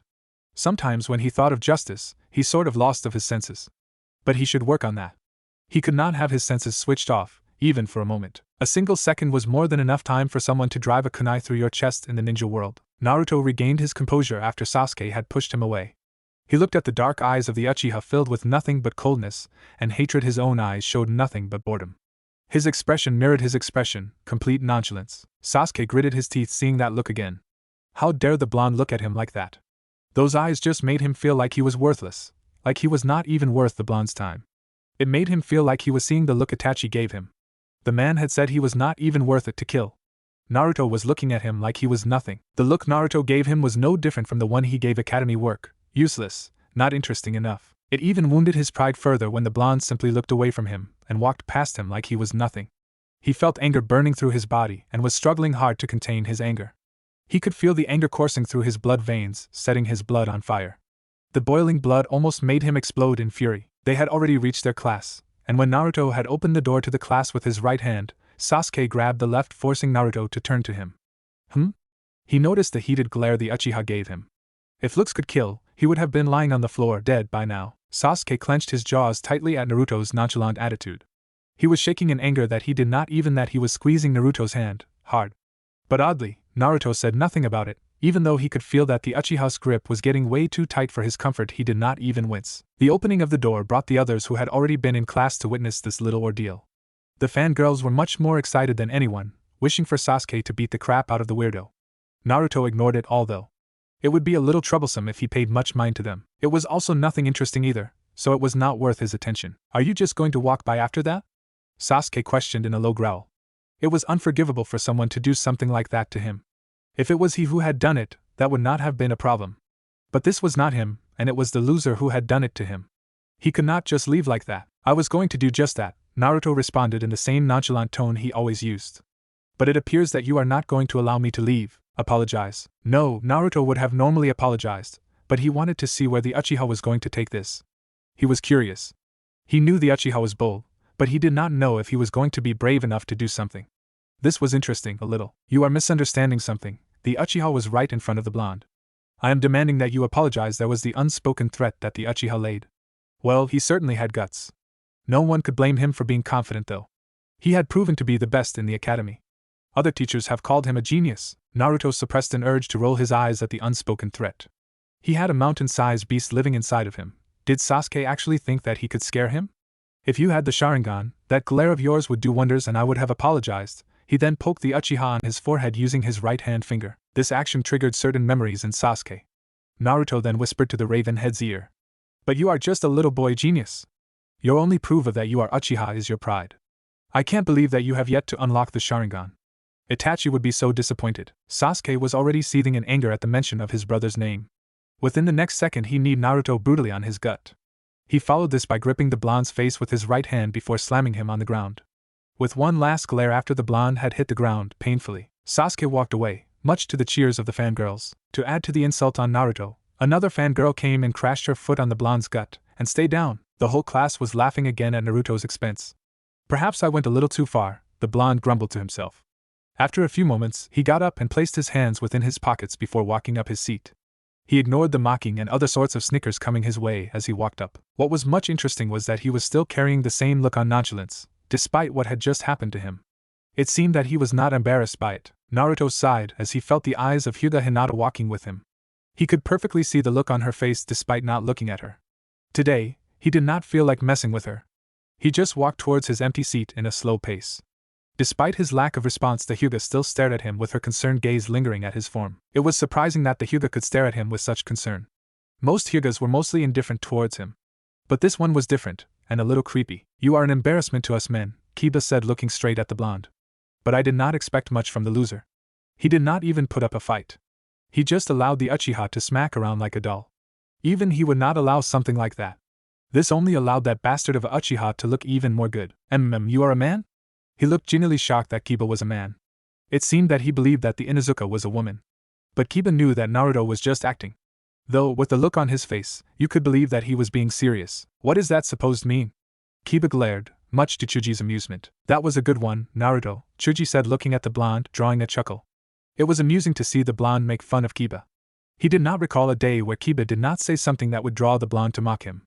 It was no surprise to him that Naruto would allow Sasuke to push him around like that. I thought you were something, or an animal. But I did not think that you were a man, Naruto said, in the same bored tone that he had using since speaking with Sasuke. The fact that he was so indifferent about the matter made Kiba a bit angry. Bastard, Kiba said landing a punch on Naruto's face. That should keep you quiet. And now go away. The Inuzuka was aware that Naruto would not return the punch, that is why he hit the blonde. It would have been a bother the blonde returned the attack. Naruto placed his hand on his mouth, where Kiba had hit him. He wiped out bits of blood that was leaking. He suppressed the urge to smile wickedly at seeing his own blood. You hit like a girl, the Uchiha does it better, Kiba scoffed. Tell that to your bleeding mouth, the Inuzuka said, before looking away as if dismissing the blonde. It was over, he had nothing more to say. That was the punch line. I will give this round to you. That should wipe off some dirt on your pride, the blonde said before continuing with his steps towards his seat. It did not take more than 10 steps to get to his seat. You know, Naruto, you can't always be taking hits like that, Shikamaru said to the blonde. Seriously, the blonde had to fight sometimes. Not that he would do any better if put in the exact position as Naruto, he would have just laid down the ground. Naruto shrugged. We are still in the academy. My life is not in danger, why bother making the effort to dodge? I would understand with Sasuke, Shikamaru said, followed by a yawn. But Kiba? Seriously, with how the blonde teased and mocked the Inuzuka, he would have thought that the blonde would have not given him the chance to give his pride a boost. And he was surely going to brag about it. Naruto shrugged again. It is better to have him think that he can beat you than think he can't. Prideful fellow don't like competition. It sounds reasonable when you put it like that, Shikamaru said before going back to his nap. Naruto did not say anything further. He just took out his book and started reading. After a few moments, a happy Iruka walked into class with a large smile. The man seemed to be really happy. It was like he had just gotten laid for the first time in years. Someone is in a good mood, Naruto muttered, looking at the Chunin. He had seen the man looking happy in a few occasions, but he had never seen him so happy like this. It makes you wonder what got him excited, Shikamaru said, looking down at their teacher. Well, he was not too much interested in hearing what the man was excited about. He just wanted to go home. As he had foreseen, since tomorrow will be graduation, the man was surely going to leave early. If he had gotten things his way, he would not have even bothered to come here. Well, you could not have everything going your way. Who knows, Naruto said, and then looked through the window, suddenly, no longer interested in what was happening in the class. Nothing much was happening though. Okay students, settle down, Irika said, trying to get his class in order. Unfortunately, no one was listening to him. The students were busy chatting amongst themselves to even listen to what he was saying. The Chunin sighed. This was a daily occurrence. Shut up, complete silence, Irika smiled. Good, he said. It always worked when he raised his voice that high. Children tend not to listen when you speak to them warmly. Sometimes it appeared that they only listened when forced. As you all know, tomorrow will be your graduation. Your class was supposed to go through the graduation last year, but due to some circumstances, your graduation was pushed to this year. These children were supposed to have graduated last year, but there was some trouble within administration that forced the graduation to be pushed forward. There was also some parents who had complained, saying that their children were too young to graduate from the academy and should spend another year at the academy. It seemed that some parents did not want their children to become shinobi just yet. Of course, parents knew the horrors of being a shinobi, so it was obvious that they did not want to see their children experience such horrors at a young age. There were also some who complained that the education was not enough. But the Sandaime had rebutted all those protests. No one truly knows what happened, but the academy system crashed down, and the administration building was burned down along with many records. Only a few records were recovered. Students were forced to push into this year. The Sandaime had promised to make anyone who might have sabotaged graduation that she would pay. But there was no one who was found to be the culprit. From June last year, until this June, they did that other year the parents pushed for. This worked well for Naruto though. The blonde had started late than his age group. He really should not have been at this class. He should be a year back. But the Sandaime had worked to ensure that Naruto moved with his age group.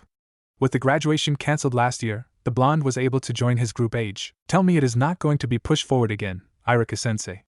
As much as I like you, I don't want to spend another year in this place, a student said clearly. The boy did not want to be an academy student anymore. He wanted to become a shinobi and learn all cool stuff. Apparently, even though the parents complained about the education, nothing changed. Me neither, Naruto could also agree. He certainly did not wish for this torture to continue. If he was to be forced to continue with the academy for another year, he would certainly strike. But that would be too troublesome.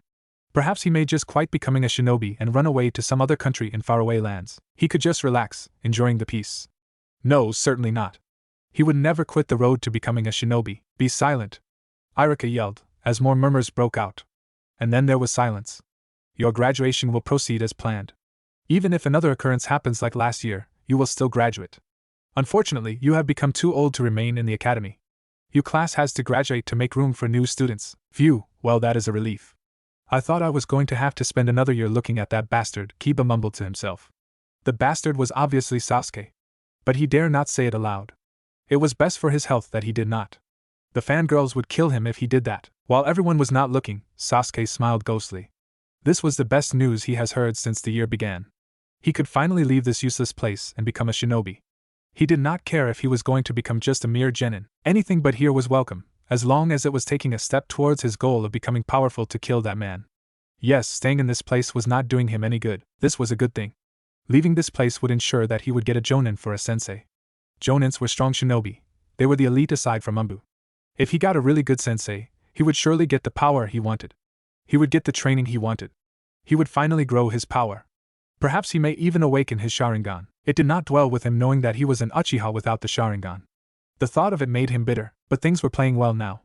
Just watch the space, Itachi, the raven-haired thought, a bit darkly as he indulged in thoughts of becoming all too powerful and finally getting his revenge. Yes, he will avenge the Uchiha. And nothing would stop him. You just watch, Nisan, Irika sighed. He had expected them to behave like this knowing that they were going to graduate. Don't worry. You will graduate. In light of this, there will be no classes today. You are given the time to prepare for the exam tomorrow. And the round and another of cheers erupted. Shut up, and then there was silence. If you continue to make such noise, I will change my mind and have Mizuki take you out of the village for survival training. That got them mute. As I was saying, after Irika had finished his little speech, Naruto sighed. He could not believe that he had come here for this. If he had known, he would not have bothered to show his face in this place. I can't believe this, the blonde muttered. Believe it, Shikamaru said. I would have told you before Irika came, but I thought, why not sit this through with you? Naruto ignored those words. I would have been having a nice dream now, the blonde said. He would have been sleeping somewhere in the forest of death. To think that he had wasted time coming here, Irika would not have searched for him knowing that there would not be any classes. But then again, the man would have searched for him and forced him here as punishment for ditching class. Me too, Shikamaru said. That is if his mother did not wake him up. She never did like him oversleeping. But he had worked around that problem. Come on, guys, it is not that bad, Chuji said, with a bit of a smile. He sighed, knowing he would not convince them otherwise. Are you going to be training, Shikamaru? I will if I go home. His mother would force him to train in preparation for the exam. He did not want to do any training. He was confident what he could produce at least a minimum of what he had learned in the academy so far. I am going to train with my dad. He said he would teach me a few things, Chuji said, standing up. But before he could say anything further, Kiba showed up. How are we going to kill some time? He asked, thinking that his fellow classmates would be thinking of doing something else other than training. I see you are thinking of leaving me behind, again, Shino said, butting in. It would not be the first time they do something without him. They had left before in this little group, and he was not going to be left behind again. No one is planning anything, Chuji said. Come on, Shikamaru. Let us go. Perhaps we will stop at my family's restaurant to get something to eat. But I am not going with you at your home, Shikamaru said, standing up. He did not want to end up training with Chuji. He would rather go somewhere safe and watch the clouds. You are not going to be doing anything? Kiba questioned. Come on, guys, we have to take this opportunity and use it well. Sorry, but I already have plans with my dad, Chuji said, walking away with Shikamaru. The latter did not even bother to think for an excuse. He just followed his friend silently. Kiba was now left with two weirdos. Before he could say anything, Naruto spoke. You should go home, Kiba. I think Akamaru wants to teach you something. The blonde was already walking away as he spoke. Kiba wanted to retort so badly, but he could not think for anything. So, he settled for this. Looks like it is just me and you, Shino. Naruto saw that Irika had yet to leave. Most of his classmates had already left the class. The man seemed to be busy with his paperwork, so Naruto did not bother to say something.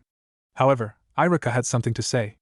Naruto, the Chunin called. Yes, Irika-sensei. Naruto stopped his movements, but did not face the Chunin. Do you need help with anything? I mean preparing for tomorrow's exam, Irika clarified. Naruto then turned to face the Chunin. The man seemed to genuinely want to help, he knew that already. He smiled. No, but thank you, Irika-sensei. With that being said, the blonde walked away. That was the most beautiful and honest smile the blonde had given him. It made him happy. Naruto had never even said thank you to him before. But it was not like he had done anything special for the blonde. Each time he tried to help, the blonde always turned him down. Perhaps he was thanking him for the thought. Perhaps the blonde knew that he really wanted to help. Naruto closed the door as he made his way out of the classroom. He needed to kill some time. I wonder what I will do to kill some time, the blonde mumbled as he made his way towards the exit of the academy. He had the whole day to himself. He needed to do something that would keep him captivated for a little while longer. Perhaps that man will finally show himself before me. It is his presence I felt, the blonde finished in thought. Hokage's office. The Sandaime smiled, seeing the smile Naruto gave Irika. It was a rare smile that the blonde gave every now and then. It was not that the blonde could not smile, he could, but that was just a smile that one did not get to see often. It was a smile that made him think that everything would be alright. There was no devil who could smile like that, right? I have not seen you smile like that in a while, Jiraiya said as he appeared out of nowhere. His appearance nearly gave the Sandaime a heart attack. But then again, I have not seen you in a while. Damn it, Jiraiya. Don't just appear like that, the Sandaime said after his recovery. Seriously, he was not as young as he had been back then. This old body was fragile and could do without some shocks. You are getting old, sensei, Jiraiya said. Certainly, the man would have sensed him before he even appeared in the office. He was called the god of shinobi after all. But he had become old now. He was no longer the same. That, however, did not make him a weak shinobi. It is not a secret, the Sandaime responded mildly. How have you been, my boy? Good, Jiraiya answered. I was wondering when you would finally come back to the village, the Hokage said in a neutral tone, staring deep into the eyes of his former student. I was busy gathering intel. It was the same response he always gave. The Sandaime was not surprised. Tell me then, will you see your godson this time? The neutral tone was kept as he spoke. He could speak about other matters later. This one needed to be solved quickly. He wanted to see what his options were. If things did not turn out as expected, he may have little to say to his former student. Yes. I will be staying around the village from now on. But I will leave every now and then to check with my contacts, Jiraiya replied with a small smile. He was relieved when he saw his sensei smile too. He would never admit it to anyone, but it always pained him when his sensei gave him the disappointed and look of disapproval he had been giving him over the past. Good, the Sandaime said. That leaves Tsunade. I truly hope she returns before I kick the bucket. I know Orochimaru is a lost cause, but it would make me happy to see the three of you together. That has been my wish, too, Jiraiya said before changing the subject. How is he? Flashback. Demon, get out of my shop! A shop owner hissed, glaring down at a 5-year-old Naruto. The man looked like he was ready to murder him with the look on his eyes. This was nothing new to him. But this time he had just done it on purpose because he knew the Sandaime was watching through his crystal ball. He had caught the old man peeping using the thing. So he knew that the Sandaime watched him more often than not. Sighing, Naruto rubbed himself before walking away from the shop. He was curious with how the Sandaime would react to this. He did not know anything that was happening. But he was sure that there was something that he was not being told that was happening. The first thought would be that the villagers did not see him as Uzumaki Naruto, but as a thing or a demon. He did not know what that meant. But even since the orphanage, he has been called that. Some even called him monster. It nearly broke his mind to being called with such names, and the amount of hatred the villagers poured out to him. Even when they spoke the names they called him with, it had so much venom that it sent chills down his spine. He did not know much about hatred or anything, but he was certain that the looks the villagers gave him were pure hatred. Thing, demon, and monster, all these names had him curious. Was he really a monster? If things continued like this, he would certainly end up believing that he was indeed a monster, a demon. Everyone looked at him with hatred and some fear. What was it that was feared? Simple, a monster. If these people called him a demon and looked at him with some barely hidden fear, then he was soon going to believe that is a monster. Sometimes even the kind smile of the Sandaime did not do enough to make him smile. By all these names he was called, he knew that there was something that was being hidden from him. He suspected that these people knew what it was, but they would not say what. Perhaps it was why they settled for calling a thing. He had heard something trying to call him something, but those close to them would reprimand saying that the Sandaime had forbid them from saying it. He assumed that there was some punishment to those who said something that was forbidden. It was all given to him that whatever mystery lied behind his fate, the Sandaime knew. Well, saying that meant that it was no longer a mystery, especially when it was obvious that the whole village knew. It was a bit sad though. Everyone else knew something about him, and yet he knew nothing. The whole village was lying to him, including the Sandaime, and he could not figure out what it was that made it so. Well, he was just a 5-year-old brat, what more could he do? He also could not find anything about his parents. Everyone he asked simply said he was the spawn of a demon, while the Sandaime simply said his parents had died the night the Kyuubi attacked the village. Perhaps he was truly a demon spawn. It would explain why they called him a demon, or a monster. More he thought of it, he felt like he would not really cry if it was proved that he was indeed the spawn of village. At least he would know where he from. Their only thing it would prove would be that the villagers were right to call him a demon. But who cared what they thought of him? They weren't his family or anything. As far as he was concerned, he had no family. Wasn't it reasonable that he be proud of who he was then cry about it? If he was a demon, then he was a demon. There was nothing to cry about. If a demon was to come here and sneer at the villagers calling them humans, would they be angry about it? Certainly not. Why? Simple, because they were humans. Even a demon would not cry if humans called it a demon. That is, unless it was trying to fit in with the humans. Then perhaps it would pain it. He had seen it, ever since his mind could process things clearly. He had been trying to fit in into this world. But nothing was happening. He was only seeing rejection.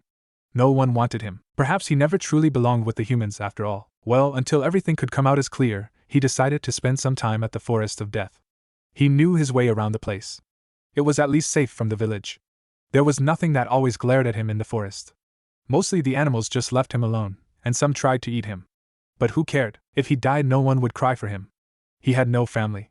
Being killed by animals would be a suitable death for a demon, right? He had read a book that said that demons were higher beings to humans. Would it not be an insult for a demon to be killed by a lowly human? Ouch, Naruto grunted as he hit the fence into the Forest of Death. This was not the first time he hit the fence. Perhaps it was because he was always lost in thoughts when he came to this place. Yap, this was going to drive him insane. And he was just turned 5 years old about a week ago. Other kids were probably laughing with their parents. It did not take long for him to reach his tree of comfort. He did not feel like climbing, so he settled for sitting down. He leaned against the tree's trunk, his knees clutched against his chest. Yes, this was a place of comfort. At least what is what he called it anyway. Like what he did always, he drifted off to sleep. He was alarmed when he felt something move close to him. His head snapped in all directions, until his blurry eyes laid on something. Hey, are you my dad? Perhaps it was because he had been asleep a few seconds ago, or he had been asking the question in a dream. He had been whatever. Whatever that was in front of him merely looked amused. He did not see anything further as darkness consumed him again. A little while later, he is waking up, Naruto heard as he finally regained his consciousness. He heard footsteps coming towards his way, they felt really slow. Child, an old voice, devoid of any emotion called. Naruto was forced to wake up. The first thing he saw was an old man, really old man. His hair was white, long, and the thing that made him stiffen was those bloody red eyes. "Where am I?" he finally asked, mustering some courage to speak. "That should be the least of your worries," the old man said, looking at Naruto carefully. He did not seem to be very fearful like he would have expected. Looking at those blue eyes, he realized something. "You are not afraid of death." Naruto looked away from the old man. "I don't really have anything to live for. Death is acceptable to me. At least I will escape this hell of a reality. But I did want to know who or what I am before dying." Kids were supposed to get their wishes, but it appeared that even the wish granters had denied him. "I see," the old man said, looking to be in thought. What really interested him was that Naruto was tired of this reality, even though he was just 5 years old. It was not something that he thought he would ever see, a 5-year-old who was not afraid of death, and hated this reality. This worked perfectly for him. "Who are you, Uchiha Madara?" There was some pride and aura that was said with that introduction. Naruto could see that the old man was looking at him expectantly. "You don't know me, do you?" "No," Naruto said, shaking his head. "I am the legendary Uchiha Madara, and co-founder of Kono." Naruto interrupted, smiling. "I am just messing with you. I have heard of the name before. Old people are really easy to trick, especially when you know how to sell the act." He released a soft chuckle. "Shouldn't you be dead or something?" "Well, I am just a 5-year-old, what do I know? But you really do look old. Can you even stand for 2 minutes without taking a break?" Madara looked anything but amused. He turned around. "I have no doubt he has Uzumaki blood in him. But he will need some modifications. I cannot handle a brat like that without snapping his neck. Get everything ready." "Hi, can I go? The Sandaime is probably worried about me." Flashback end. "So, the man has decided to watch me from afar," Naruto thought as he walked towards Ichiroku Ramen in a slow pace he had been using most often these days. Jiraiya of the Sannin was back in Konoha. He last saw the man when he was only 9 years old. The man had then disappeared from the village without a trace. He had watched him last time for a few moments before going. He had been able to pick out the man's presence back then. Perhaps it was because the man thought he was just a little brat. He had yet to attend the academy at that time. He only started the damn thing when he was 10. He had now returned. Of course he knew that the man had prized his father before anything back then. But then Minato died. It hit hard on the Sannin. Naruto could only guess that the man had blamed himself for the death of his prized student. Not that he cared for the man's feelings anyway. Things were going to be at least interesting from now on, but it would become annoying if Jiraiya and Kakashi continued to watch him while they read their porn. He looked up at the sky. It was getting dark and soon he would have to retreat to his cave. But he had to get some ramen first. He did not get any yesterday. The Ikarakas would certainly worry if he did not drop by to see them or eat for 2 days straight. It was better to erase all their worries. When is this going to become interesting? The kid has not done anything since I started checking up on him. How can anyone observe him for the whole day if all he does is lie around reading that black book? Jiraiya all but whined as he watched Naruto from afar with Kakashi. "Some days he does do some interesting things," Kakashi responded, looking up from his book. "I have yet to discover all his hobbies since I don't watch him all the time, but I can say for certain that he does do some interesting things, some of which could be considered dangerous and life-threatening." But he was not going to tell Jiraiya what Naruto does in the Forest of Death. "I doubt he does anything." Jiraiya paused. "He does seem lonely though. Does he have any friends?" Kakashi shook his head. "He does have a good relationship with Shikamaru and Chuji. And Kiba, from the Inuzuka clan, but this one is complicated since Naruto sort of bullies the boy. With Chuji and Shikamaru I can say that he has never called either of them friends, nor do they call him a friend. They all seem to see him as a classmate more than anything." Jiraiya sighed. "This is unexpected. I thought he would have made some friends at this age. How does he hold up with being alone?" His sensei had already told him some things, but he wanted to hear some from Kakashi's mouth. "He seems content with spending his time alone." "That is not healthy," Jiraiya muttered. "I will have to change that." "When are you going to introduce yourself to him anyway?" Kakashi asked, watching the Toad Sage with a critical eye. He was curious to find an answer as it seemed that the man had come back to shoulder his responsibility. "Soon. I need to know everything that I can about him. But I don't think I will tell him the truth though, not until after I have assessed his mental capacity." Kakashi nodded. He did wonder when soon will be though. Later, Naruto's apartment. "I am coming," Naruto said as he went towards his door. Someone was knocking and he already knew who it was. "What are you doing here at this time, Ayam?" he asked, allowing the older girl to enter his humble cave. He noticed that she was wearing a long gown, but said nothing about it. "I wanted to apologize for the other night. I have never gotten the chance to say I was sorry." Her cheeks gained a pink tint as she spoke these words. Naruto's expression of nonchalance was now a memory. He looked a bit off. "It is okay. Things like that happen." "Not really." But he wanted it to get it over with. What had happened is that Naruto had ditched class and so Irika had gone to the Ikarakas to see if they had seen him, but they had not. Ayam had started to look for him with Irika since she did not like it when he ditched class. She came here while Irika went elsewhere. Let us say that Naruto placed something on himself that shut off his senses. He was tired of having to know that someone was coming after him. Since he had no doubt that Irika would look for him, he had placed the seal to make the chase fun. But Ayam had come at a wrong time. When she came here, he was dancing to some loud music, naked, after taking a shower. The end was that the older teen had seen him naked, and wet. After that, she shrieked and ran away from his apartment. Naruto was left frozen for a few moments. No, it does not, Ayam argued. I thought it was only fair since I saw that you two take a peek. What are you getting at, Ayam? Naruto questioned, in a slight panicked tone. He took an unconscious step back. He certainly did not like where this seemed to be going. I want to even the score.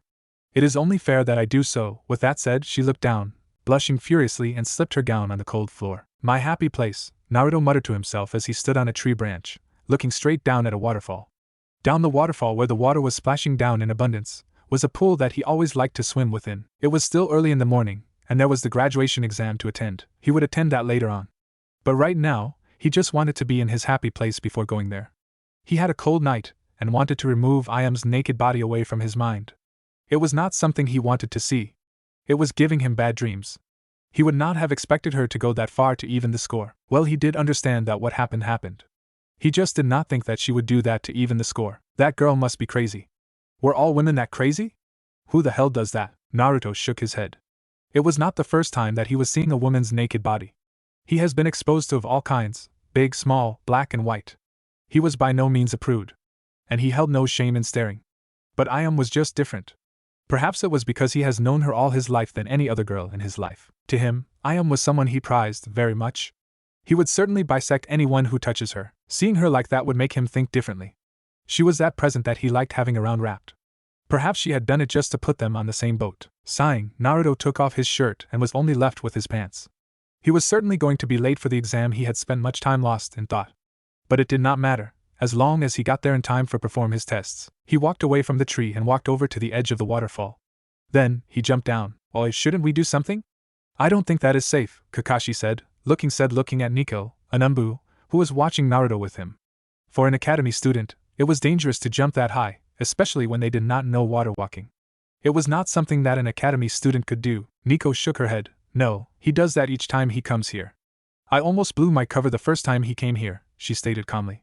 This place was not known to many people. She was positive that Naruto was the only one who used this place to wash himself. The water was very warm. She had gone into the water once as she was curious to why the blonde favored this place. How often does he come here? Kakashi asked with a curious tone. Ever since he started watching the blonde, he had never seen him come here. He was surprised when the blonde woke up early and sneaked out of the village. It was also a surprise that the blonde could manage that feat. He comes here 2 or 3 times a week, Nico responded. But on some weeks, he comes here like each day. On weekends he can spend more than 5 hours, just lying in the water. It is odd that he would come here today of all days. I mean, the graduation is about to start in 30 minutes. He doubted that he would make it in time for the graduation without any help. It is no longer 30 minutes left, it is less than that. You have to understand that he spent a few more minutes on that tree, thinking perhaps, Nico said in a thoughtful tone. Perhaps something may have happened. It was unusual for him to sit out before getting into the water. He usually came in and jumped inside the water without so much of a second thought, sometimes still wearing his clothes. He is going to be late, and may miss the exams. And if he misses the exams, he won't get another chance to graduate. He may most likely return to the academy again, Kakashi said in thought. Seriously, the Sandaime was expecting Naruto to pass this term. And he was probably worried wherever he was. I think he is aware of that. Naruto is not stupid, but I do wonder how he will get out of this one. With the little time he has left, he won't be able to make it to the academy, given the distance between here and the academy. We will have to help him, and come up with an excuse to help him with Irika, Kakashi said, ready to act. Nico nodded in response. They waited for a few more minutes. Jiraiya appeared. What are you guys doing here? The others have started the exams. If Naruto does not hurry up, the exams will be over, Jiraiya said, his voice a little bit on edge. Look, Nico said, pointing down at Naruto, who was climbing up using a rope tied up on a tree he had his clothes placed. It made it believable on how he could climb without using any chakra to climb up the cliff.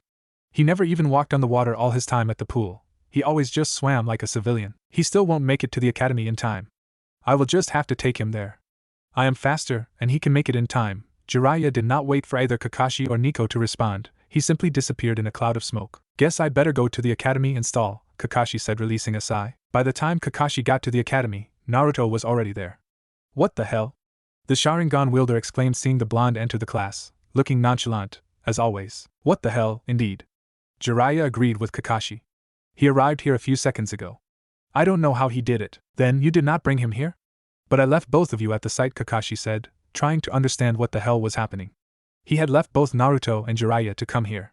He could not exactly say that he had been using his fastest speed in coming here, but he got the idea that he would arrive before either Naruto or Jiraiya. No, Jiraiya said, shaking his head. When I talked to him about taking him to the academy, he said he did not need any help and was quite aware of the fact that others had already started the final exam, the Sannin explained. He had been confused to why he would act so slowly when knowing that others had already started. It would have been a bit fair if he had been practicing, but he was not doing any of that. Then what happened? I tried talking him about it, but he just jumped into the forest and disappeared, without a trace. I left a clone there to look for him while I came here, but when I arrived, he was walking just like that. It was like he had never been there. He could not have left the waterfall faster than me. It is just impossible. Kakashi actually nodded in agreement. There has to be some other explanations. The distance could only be covered via teleportation in a short period of time. Naruto was just an academy student, and so far he could tell, he had not displayed any shinobi ability. Perhaps it had been a Kage Bunshin we had been watching. Kage Bunshin is a Jonin level technique, and he should not know it. They don't teach the jutsu in the academy. It should also be impossible for someone that young to make a shadow clone, but then again, Naruto is not normal, Jiraiya explained, completely confused about the whole matter. He could not understand what had just happened, and if it had been a Kage Bunshin we were watching, it would mean that he knew he was being watched. It should not be possible for him to know that we were watching him. They were top shinobi, elites in the village. A mere academy student could have not sensed their presence while they were hiding. It was just impossible. Jiraiya nodded in agreement. A shadow clone can explain this, but that also leaves more questions we cannot answer. Kakashi nodded. We will just have to find out without asking him about it. If we ask him about, it will only make him think otherwise. Some people don't like being questioned, especially when they have done nothing wrong. We will find out. It is not like he can hide it forever, but once I introduce myself to him, he may tell me, Jiraiya said in thought. You did not introduce yourself to him back then? No, Jiraiya responded, shaking his head. It was not the right time. I was most focused on getting him to the exams. I just told him that I had been sent by the Sandaime. I will introduce myself in the right moment, soon, in class. I almost thought you were not going to show up, Shikamaru said, looking at the blonde seated behind him. Others had already made their turns in participation of the exam, and have already been given their headbands. He knew for certain that Naruto did not want to return to this place again. I wanted to make a dramatic entrance, Naruto responded calmly. It would have been better if I had arrived after everyone had taken their turns. Since when are you into something so troublesome? Shikamaru asked with a raised brow. Really, Naruto avoided everything that was troublesome, that is unless it was interesting enough for him. If he found interest in something, then he would not mind indulging in it. But if it was only troublesome, he would avoid it unless forced. Since I woke, Naruto responded with a nonchalant shrug of his shoulder. Shikamaru did not bother to question about it. Naruto would not tell if he did not want. But if he wanted to tell him anything, he would fill him in all the details. He had caught that dismissive tone covered in indifference Naruto used when did not want to get into a topic. I doubt you would have been at your apartment while we started. Nah, that would be stupid. I have no doubt that the Sandaime would have someone drag me here, even in my birthday suite. I was at my happy place, Naruto responded, turning to face the window. He was losing interest in the current conversation. Shikamaru nodded.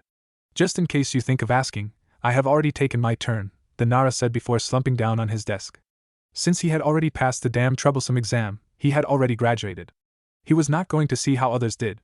He had already foreseen how already would do after all. That must mean you have also done your part, Chuji, Naruto said, never looking at the Akimichi as he spoke. His eyes were still looking through the window. It was as if there was something interesting going on outside the walls of the academy that he was busy watching. Yeah, Chuji responded and then raised his forehead protector for Naruto to see. While he knew that the blonde was not looking at him directly, he knew that he could see him through the reflection of the window. Most have graduated. You should be next soon. Naruto nodded but said nothing further. There was nothing else to say. The day had started so well. To think that Jiraiya would show up in his happy place because he was worried that he may miss the final exam, perhaps going to his happy place had been a wise choice after all. The Sannin was going to come at him. He was waiting for that to happen though. It would be interesting how the man would introduce himself. But it had to be done sooner. He would become bored and lose interest in hearing what he has to say if the man took his time. If that happens, he will most likely brush off the man. But anything was possible. How am I going to spend this day? Naruto questioned, inwardly. He was surely going to knock off early today. That would mean that he had the whole day to himself. He did not feel like doing anything today, after the exam. He may spend the day relaxing at his happy place. I wish Aika was home. Uzumaki Naruto, Iruka called, smiling. He knew Naruto would pass this exam. The requirements for passing the exam had never been a problem for the blonde. He had never struggled with creating normal bunshins, henge or kawarimi.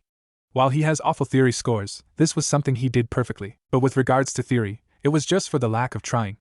The blonde never really tried to perform better. He did not know much about any other skills, in terms of taijutsu and kunai throwing. He had never actually seen Naruto fight, even with the basic taijutsu they taught at the academy. The blonde always played Shikamaru when he had to demonstrate, or he could just ditch class. No, that was not right. He had demonstrated some stances alone. If Iruka could remember it well, he did the stances. His best was okay. His kunai throwing skills were okay. He always got 1 out of 2 or none at all. But that was just for the lack of trying also. Even with all that, he had no doubt that the blonde was going to pass. With the way things started this year, he was positive that Naruto would do anything that would get him out of this prison, as he called it. The blonde had lost interest in everything they taught here within his first week of attending. He had yet to teach the blonde then, but he knew since their other teachers talked much about him when they met. One thing was that they never bothered with the blonde. Since Naruto showed no interest in anything they taught, they liked it since they were not even thinking of teaching him anyway. They just ignored him like he was not there.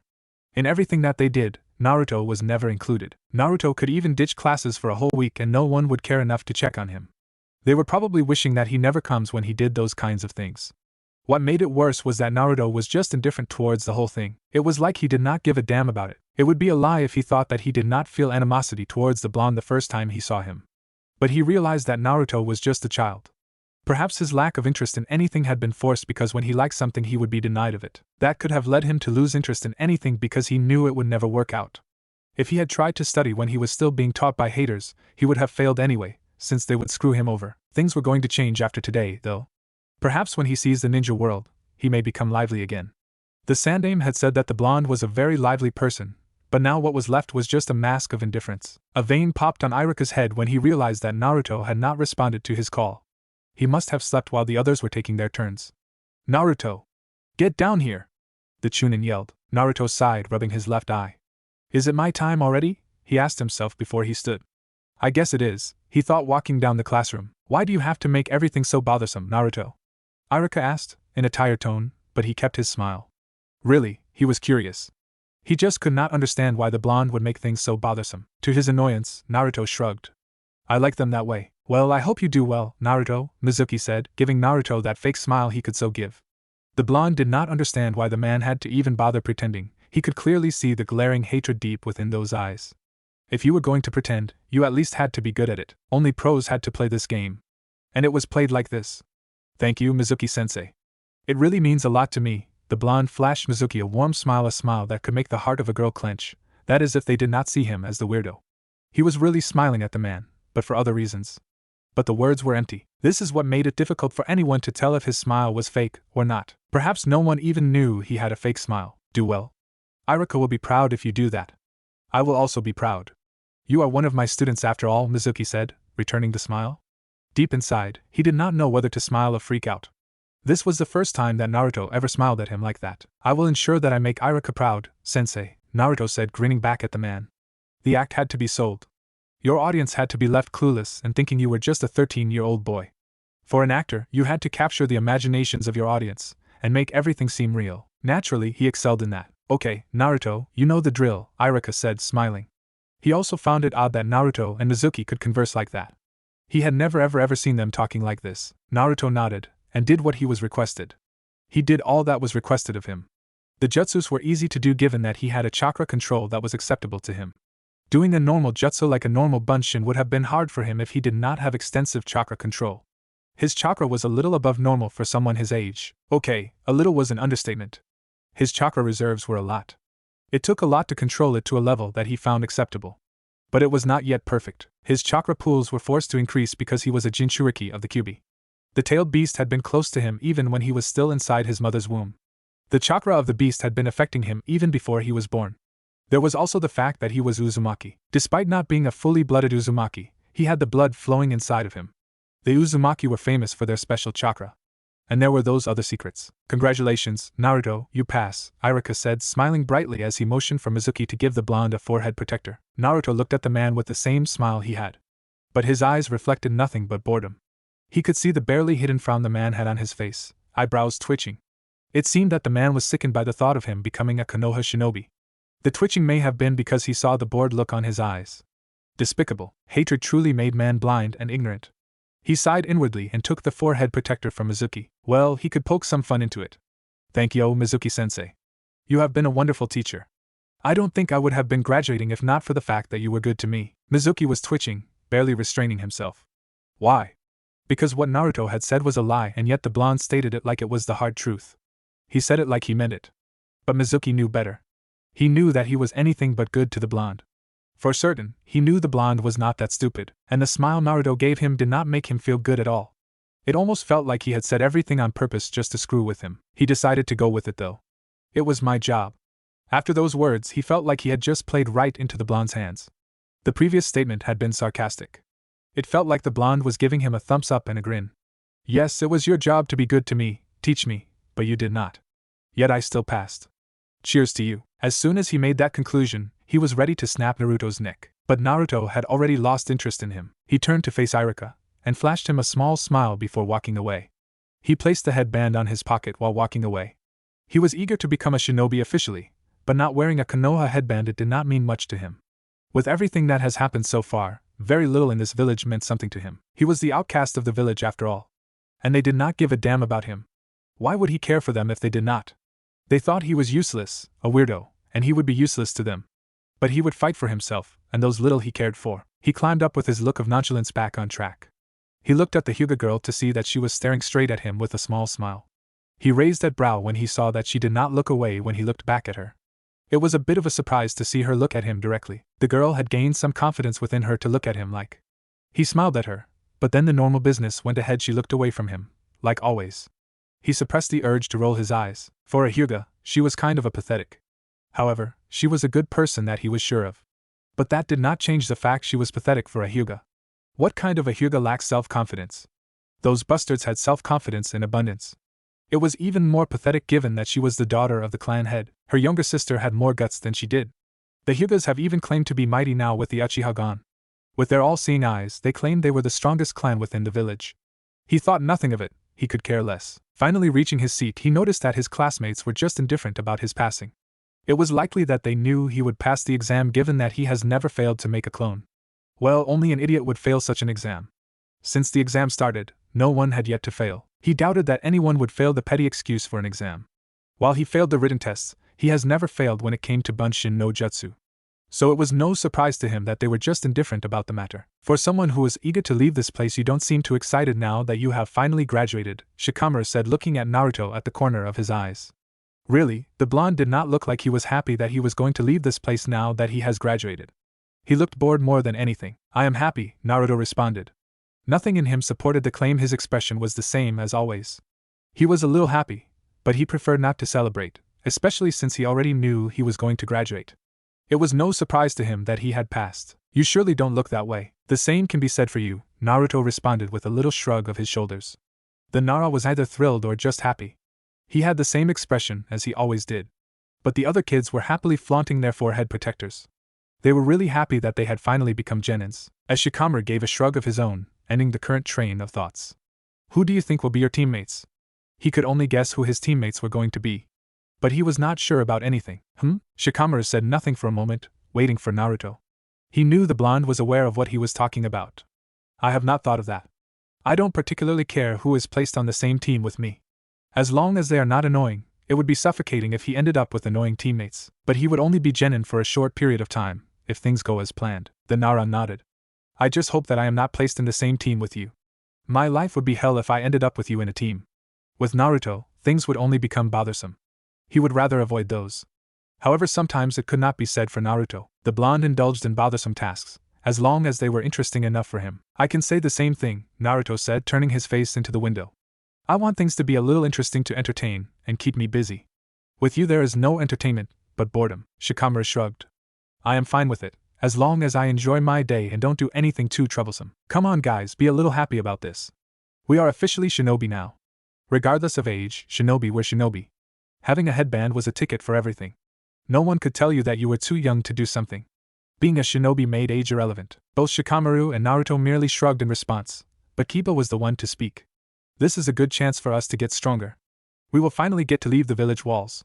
Even the thought of leaving those large gates brought him to smile like a man. It will be nice to leave the walls, Shikamaru agreed. He too had never left the walls of the village. They were never allowed to leave the village.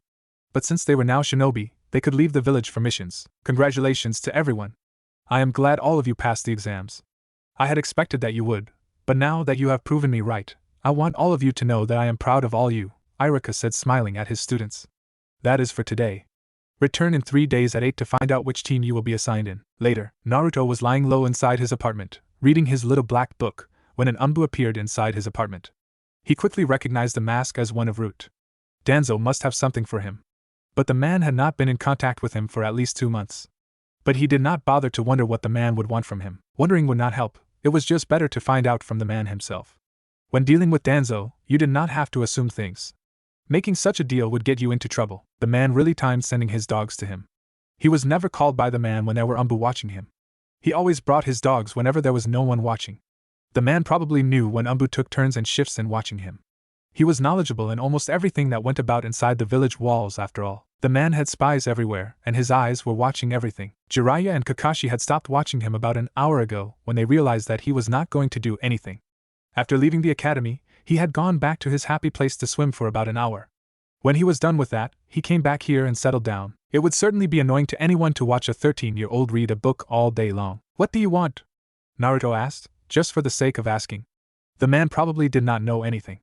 Danzo was quite tight-lipped when it came to his business. He was also not too trusting, even to his Root, who worshipped him. But there were a few who he trusted completely, that is if the man can do that. Danzo-sama wishes to speak with you, the Root Umbu gave the blonde a flat response. He was only told to tell the blonde that he was wanted. There were no questions asked when it came to tasks assigned by Danzo. Fine, disappear. Someone is coming here. The Root Umbu did not need to be told twice. Without a second of hesitation, he was gone from the apartment. Naruto knew that the Sandaime was probably busy with something, hence the Root Umbu was able to show himself like that. Sighing, Naruto created a Kage Bunshin and left it reading.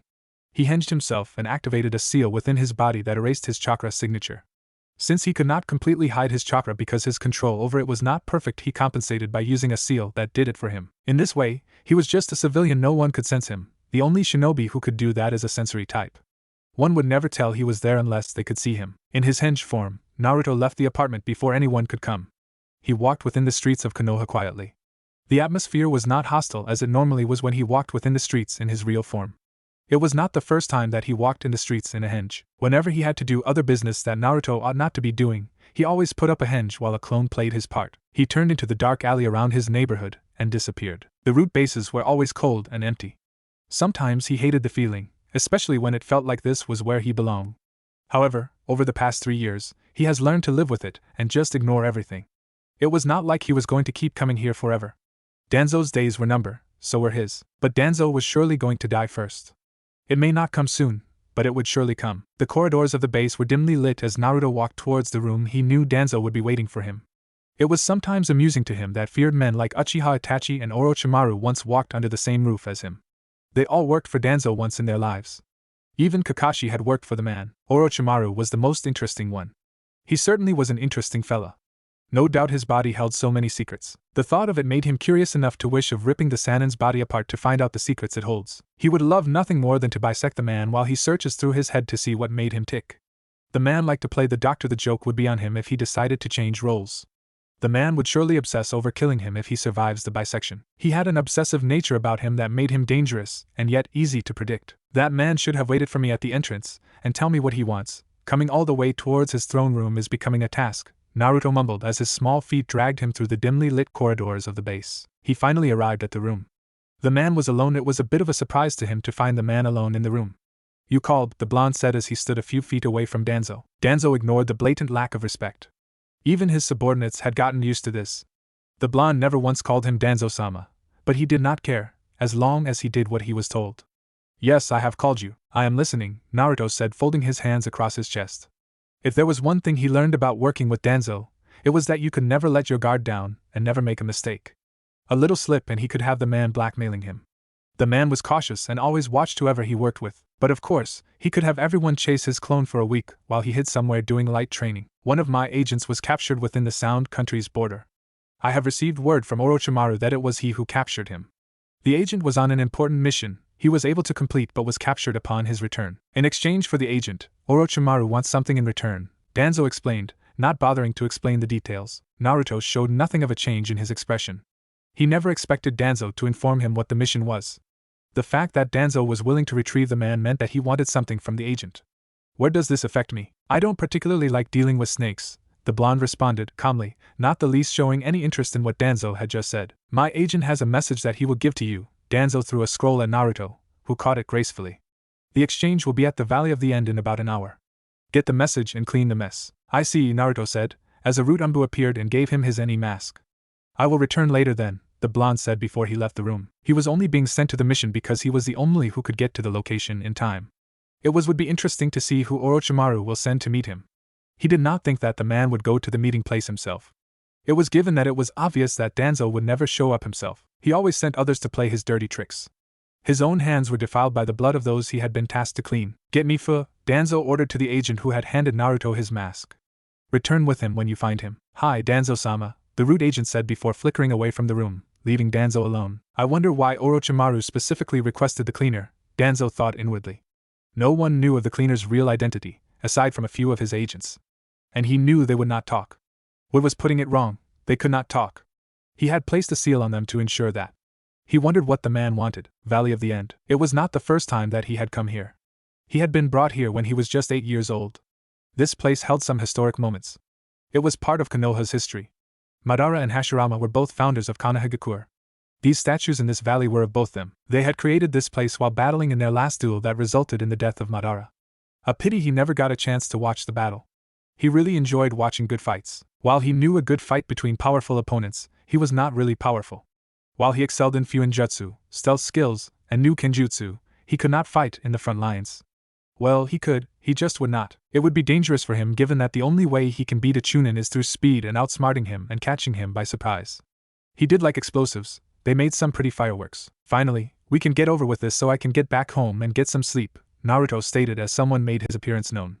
It was already dark and he just wanted to leave this place. He was getting bored already. Especially when he was not usually this kind of mission. While sometimes he usually silenced Rudambu, this was not his usual kind of mission. He was no delivery boy. A little impatient, are we? Kabuto stated, looking straight at the masked young fellow before him. He tried to see who it might be behind the mask, but there was nothing, not even a trace of chakra. The chakra signature was completely hidden.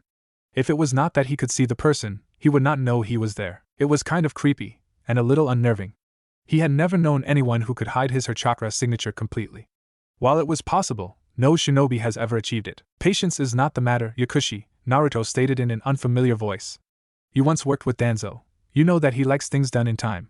But Kabuto was supposed to have been killed long ago when Danzo feared that he was becoming too powerful. But the cleanup was not a success. Kabuto merely smiled, not that Naruto could see it with all the darkness. Danzo always likes his pets young. I really have no time to indulge in such trivial matters, Yakushi, Naruto stated, walking closer to Kabuto. Make him appear so we can get this over with. He was talking about the root agent that has been captured. Since Kabuto was not with him, it was obvious that he was somewhere else. Kabuto snapped his fingers and another man appeared with the root Umbu. Kabuto spoke. I have always been interested. Danzo's infamous cleaner. You specialize in assassinations, and have succeeded in all your missions. No trace left, no witnesses. Where did Danzo find you? Naruto did not respond. He merely handed Kabuto the scroll he was given by Danzo, and received the root agent. Where did Orochimaru find you? Danzo had played everything well to have you and your mother kill each other. Did he find you somewhere drowning in despair and sell you one of his iconic persuasive speeches that had you following him like a love-sick puppy? Kabuto merely chuckled. Well, at least I am not a pet that can be cleaned when I have outlived my usefulness. Good for you, Naruto responding before jumping away with the root Umbu. Well, that was certainly interesting, Kabuto said, turning to leave. It was indeed late, and his master was already waiting for him. Best he not keep Orochimaru waiting. The man did not like being made to wait. He was the number 2. Best he not disappoint, or his master will be looking for another number 2 soon. Orochimaru had no love for incompetence, that he knew very well. Root base. The mission was a success, Naruto said, handing Danzo the scroll he was given. It was obvious that Orochimaru was not interested in finding out more about the mission the root agent was doing. There was something that was going on that he did not know. The mission could have been a farce by Danzo. He had no doubt that the man still did business with the snake Sannin. What of the agent? Danzo inquired with as little interest as he could. It made it difficult to tell whether he cared or not. The man was mostly worried about missions than anything else. He certainly did not care if his agents died. As long as missions were completed, he cared for nothing. He said the other part of the mission was him, and only he could give the report. With that in mind, I returned with him. He is currently at Ground Zero, Naruto reported. He had a feeling that Danzo knew of this already. But he was not going to be too curious about it. Good, Danzo stated calmly. Everything went according to plan. You are dismissed. Naruto did not leave. I have repaid my debt enough. This was my last mission for you. I do not expect you to call me again, the blonde stated smoothly. He did not fear what Danzo would say about this. It really did not matter what the Warhawk thought. It was not like he could actually force him to do anything. Not so surprisingly, Danzo nodded. I was expecting you to say something like that since you have now graduated from the academy. Tomorrow you should be filling your shinobi registration form. Naruto nodded. I am not surprised that you are calm about my departure. You were useful, but your services are no longer needed, Danzo responded in a dismissive tone. Naruto felt no insult in those words, even though the man was practically telling him that he was now a useless tool. Sarutobi is going to put you in the same team as Sasuke. I do know that the reason for that is to keep you in control. You are actually proud of this because it is the decision you would have normally taken, Naruto stated calmly. It was rare to find the man happy with the choice made by the Sandaime. Though I do not believe it is I who needs to be put in check, it is my dear prisoner. The Sharingan is a bit useful when it comes to Bijus, but your Uchiha has yet to awaken his Sharingan. The Sandaime was not taking any chances with the Kyuubi. But to think that Sasuke would manipulate something inside of him, that was just laughable. The greatest manipulator the world has ever seen could not manipulate him. He had actually played the player. But that was all thanks to his innocence and age. He is an Uchiha, and once he starts doing real missions, the Sharingan will awaken, Danzo stated. He had no doubt the Uchiha would awaken his Sharingan. It was all about the right time and the right environment. Though if he had been given to you ago, he would have been in possession of a fully matured Sharingan or perhaps the Manjikyu Sharingan, Naruto stated, turning away from Danzo. We have never met, and I have never existed in your records. Should it be otherwise, there were consequences. Ho? Surprisingly, Danzo sounded amused. Is that a threat? Naruto released a chuckle as he went further away from Danzo. Hardly, the blonde said, disappearing into the darkness of the base. That is a first, Danzo-sama, Fu said after Naruto had disappeared. While the blonde never had any respect to Danzo, he never showed any hostile attitude towards Danzo. He had never for once threatened any of the rude agents. Well, it is his last day, or so he thinks. If he thinks that it is over, he has one thing coming for him, Danzo stated calmly. It was only over until he said so. No one just walked away from his grip, especially with what Naruto knows. Should we keep an eye on him? Naruto was not the one to be erased, not because they could not, but because he held the Kyuubi. The Bijou was one weapon Danzo was not willing to throw away. No, there is no need for that, Danzo said with a wave of his hand. Get me Toru and so we can know what Orochimaru gave him. Hi, Danzo-sama. The following day, I miss my friend, Naruto muttered walking towards his kitchen. While he had people he called family, he had but one true friend. Perhaps today would be a good day to visit him. They had not been in contact for about a month now. They mostly kept their meetings subtle. His friend had graduated last June, which makes it a year now. Sighing, Naruto looked inside his fridge, looking for something to eat.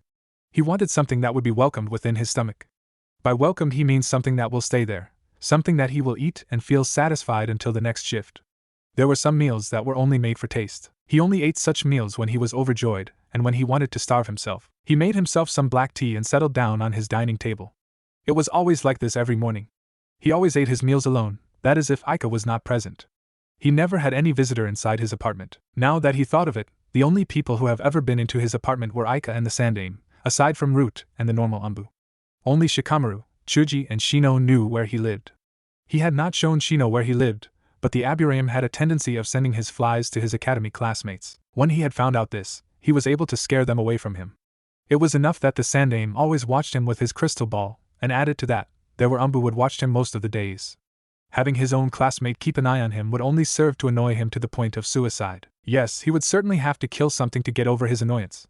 Still, he was certain that once he was assigned to a team, he would no longer be watched by the Anbu. This would surely give him some room to breathe. A knock on the door brought him out of his musings. Naruto got up and went towards the door before opening. My flowers, he said, looking at the flowers Ino carried rather than the girl herself. I was starting to suffocate without a new scent within this apartment. Not even a hello? It was obvious to Ino that he did not give a damn about her. He was concerned about the flowers than her. Well, it was not like she wanted him to be concerned about her or anything, but his attitude was not something she expected. She was a girl. He could not just ignore her like that. Not even a hello? It was then that Naruto looked into her eyes. She stared straight into that left crystal blue eye of his for a moment. She realized that she had never seen his right eye. She doubted that no one has. It was always covered under his hair. No matter what he did, you could never see it. It was like his hair was glued to his face. She was a bit annoyed when she saw that deep inside the eye was nothing but boredom. Naruto did not say a word for a moment. "Take off your shoes and close the door behind you," he stated, in a tone that left no room for anything else. It was tone that told you to do it or otherwise. But he was not just speaking to anyone, he was speaking to Yamanaka Ino, and no one bossed her around. "Excuse me? Take off your shoes and close the door behind you," Naruto repeated the same words and in the same tone. It was like he was a record that was put on a repeat. He had just said it exactly he did at first. "Who do you think you are to boss me around?" Ino questioned, glaring at the back of the blonde as he was already walking away from her. The nerve of the guy. He was walking away from her just like that, and he expected her to do as he commanded. Who the hell did he think he was? "Uzumaki Naruto, your customer." That ought to finalize everything. But Naruto was not quite done. "But if you feel that you do not wish to do what I have said, you can close the door and leave, with your flowers. The choice is yours." He disappeared from her view when those words left his mouth. Ino was completely left speechless. She had certainly not expected him to be like that. "Fine," she huffed, and puffed before taking off her shoes. "And he wonders why every girl calls him a weirdo," she mumbled to herself. "But he is not bad looking. In fact, he is actually good looking. I wonder why I have never noticed." Ino trailed off in her thoughts. "My God, what am I thinking?" But then she just shrugged. It was not like Sasuke was watching her or something. It would be hell if Sakura was watching her. As long as no one was watching, it was okay. She sighed and entered the room, carrying the flowers she had brought. Ino was shocked to the core when she entered Naruto's apartment. On the outside, it looked someone who had no care for nothing lived inside. Her mother had refused to tell her who she was taking the flowers to, so she had no idea that she was coming to Naruto.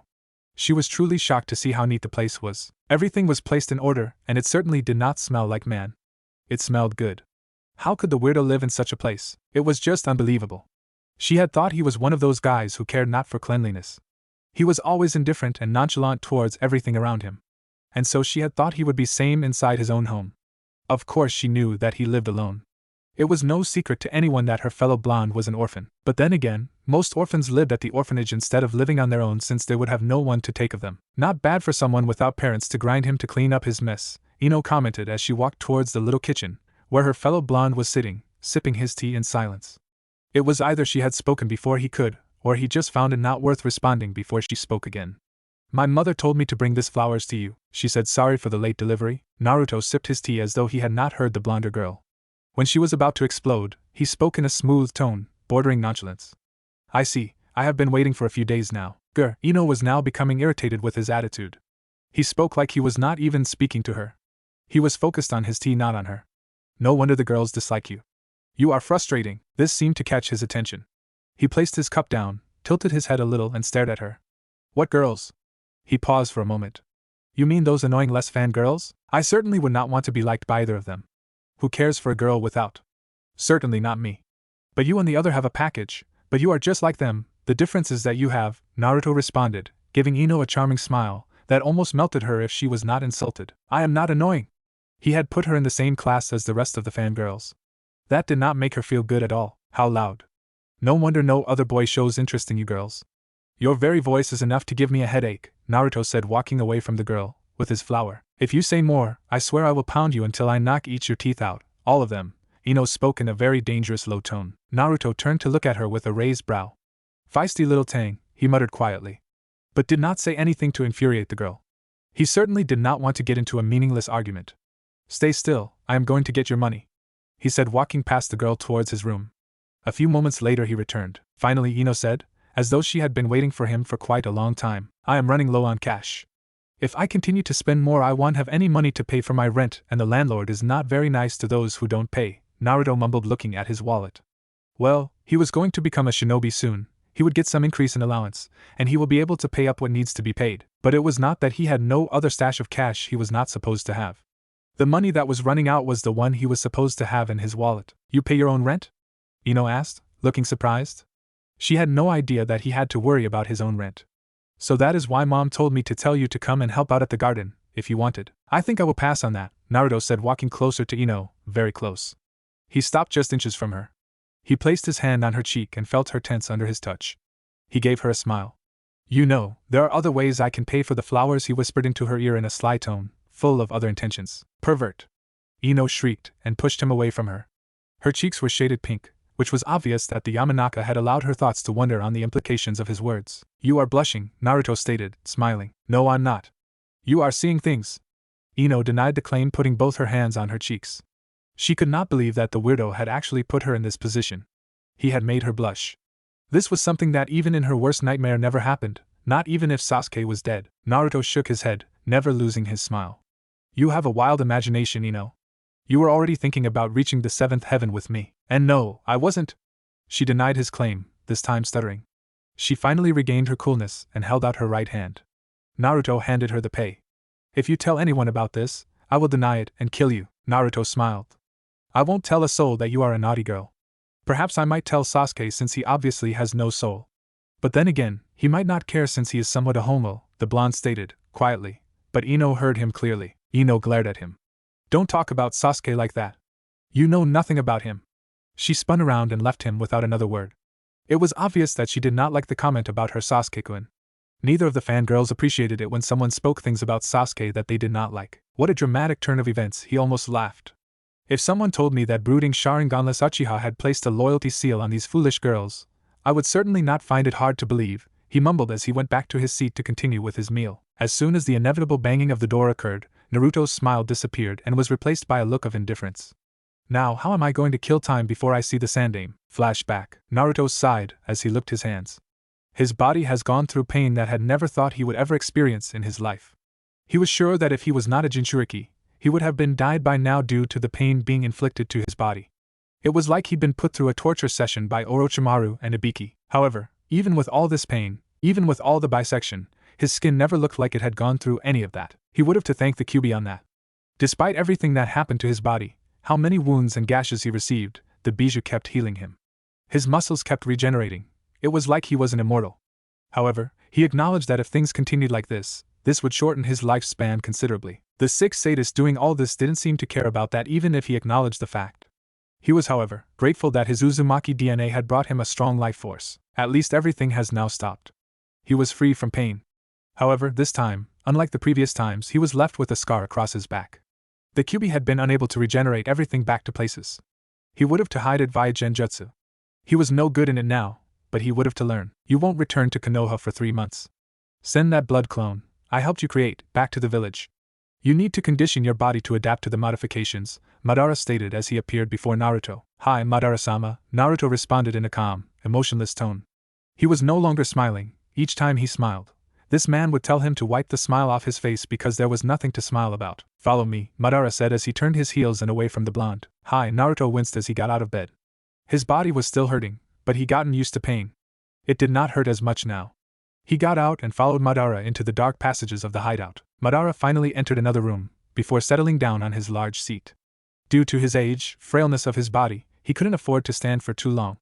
Settle down, this will take some time. Naruto did as instructed and sat down on the ground. He looked back at Madara and spoke. What is it that you wish to speak with me, Madara-sama? Project Tsuki no Mi, Madara stated calmly. Black Zetsu has already told you everything about it.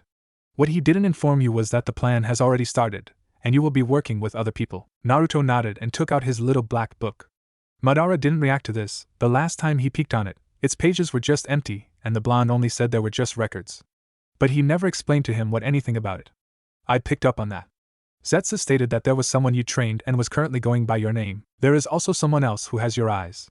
I don't know who, but I do know that they are not in possession of your other student. Naruto explained, looking into his book.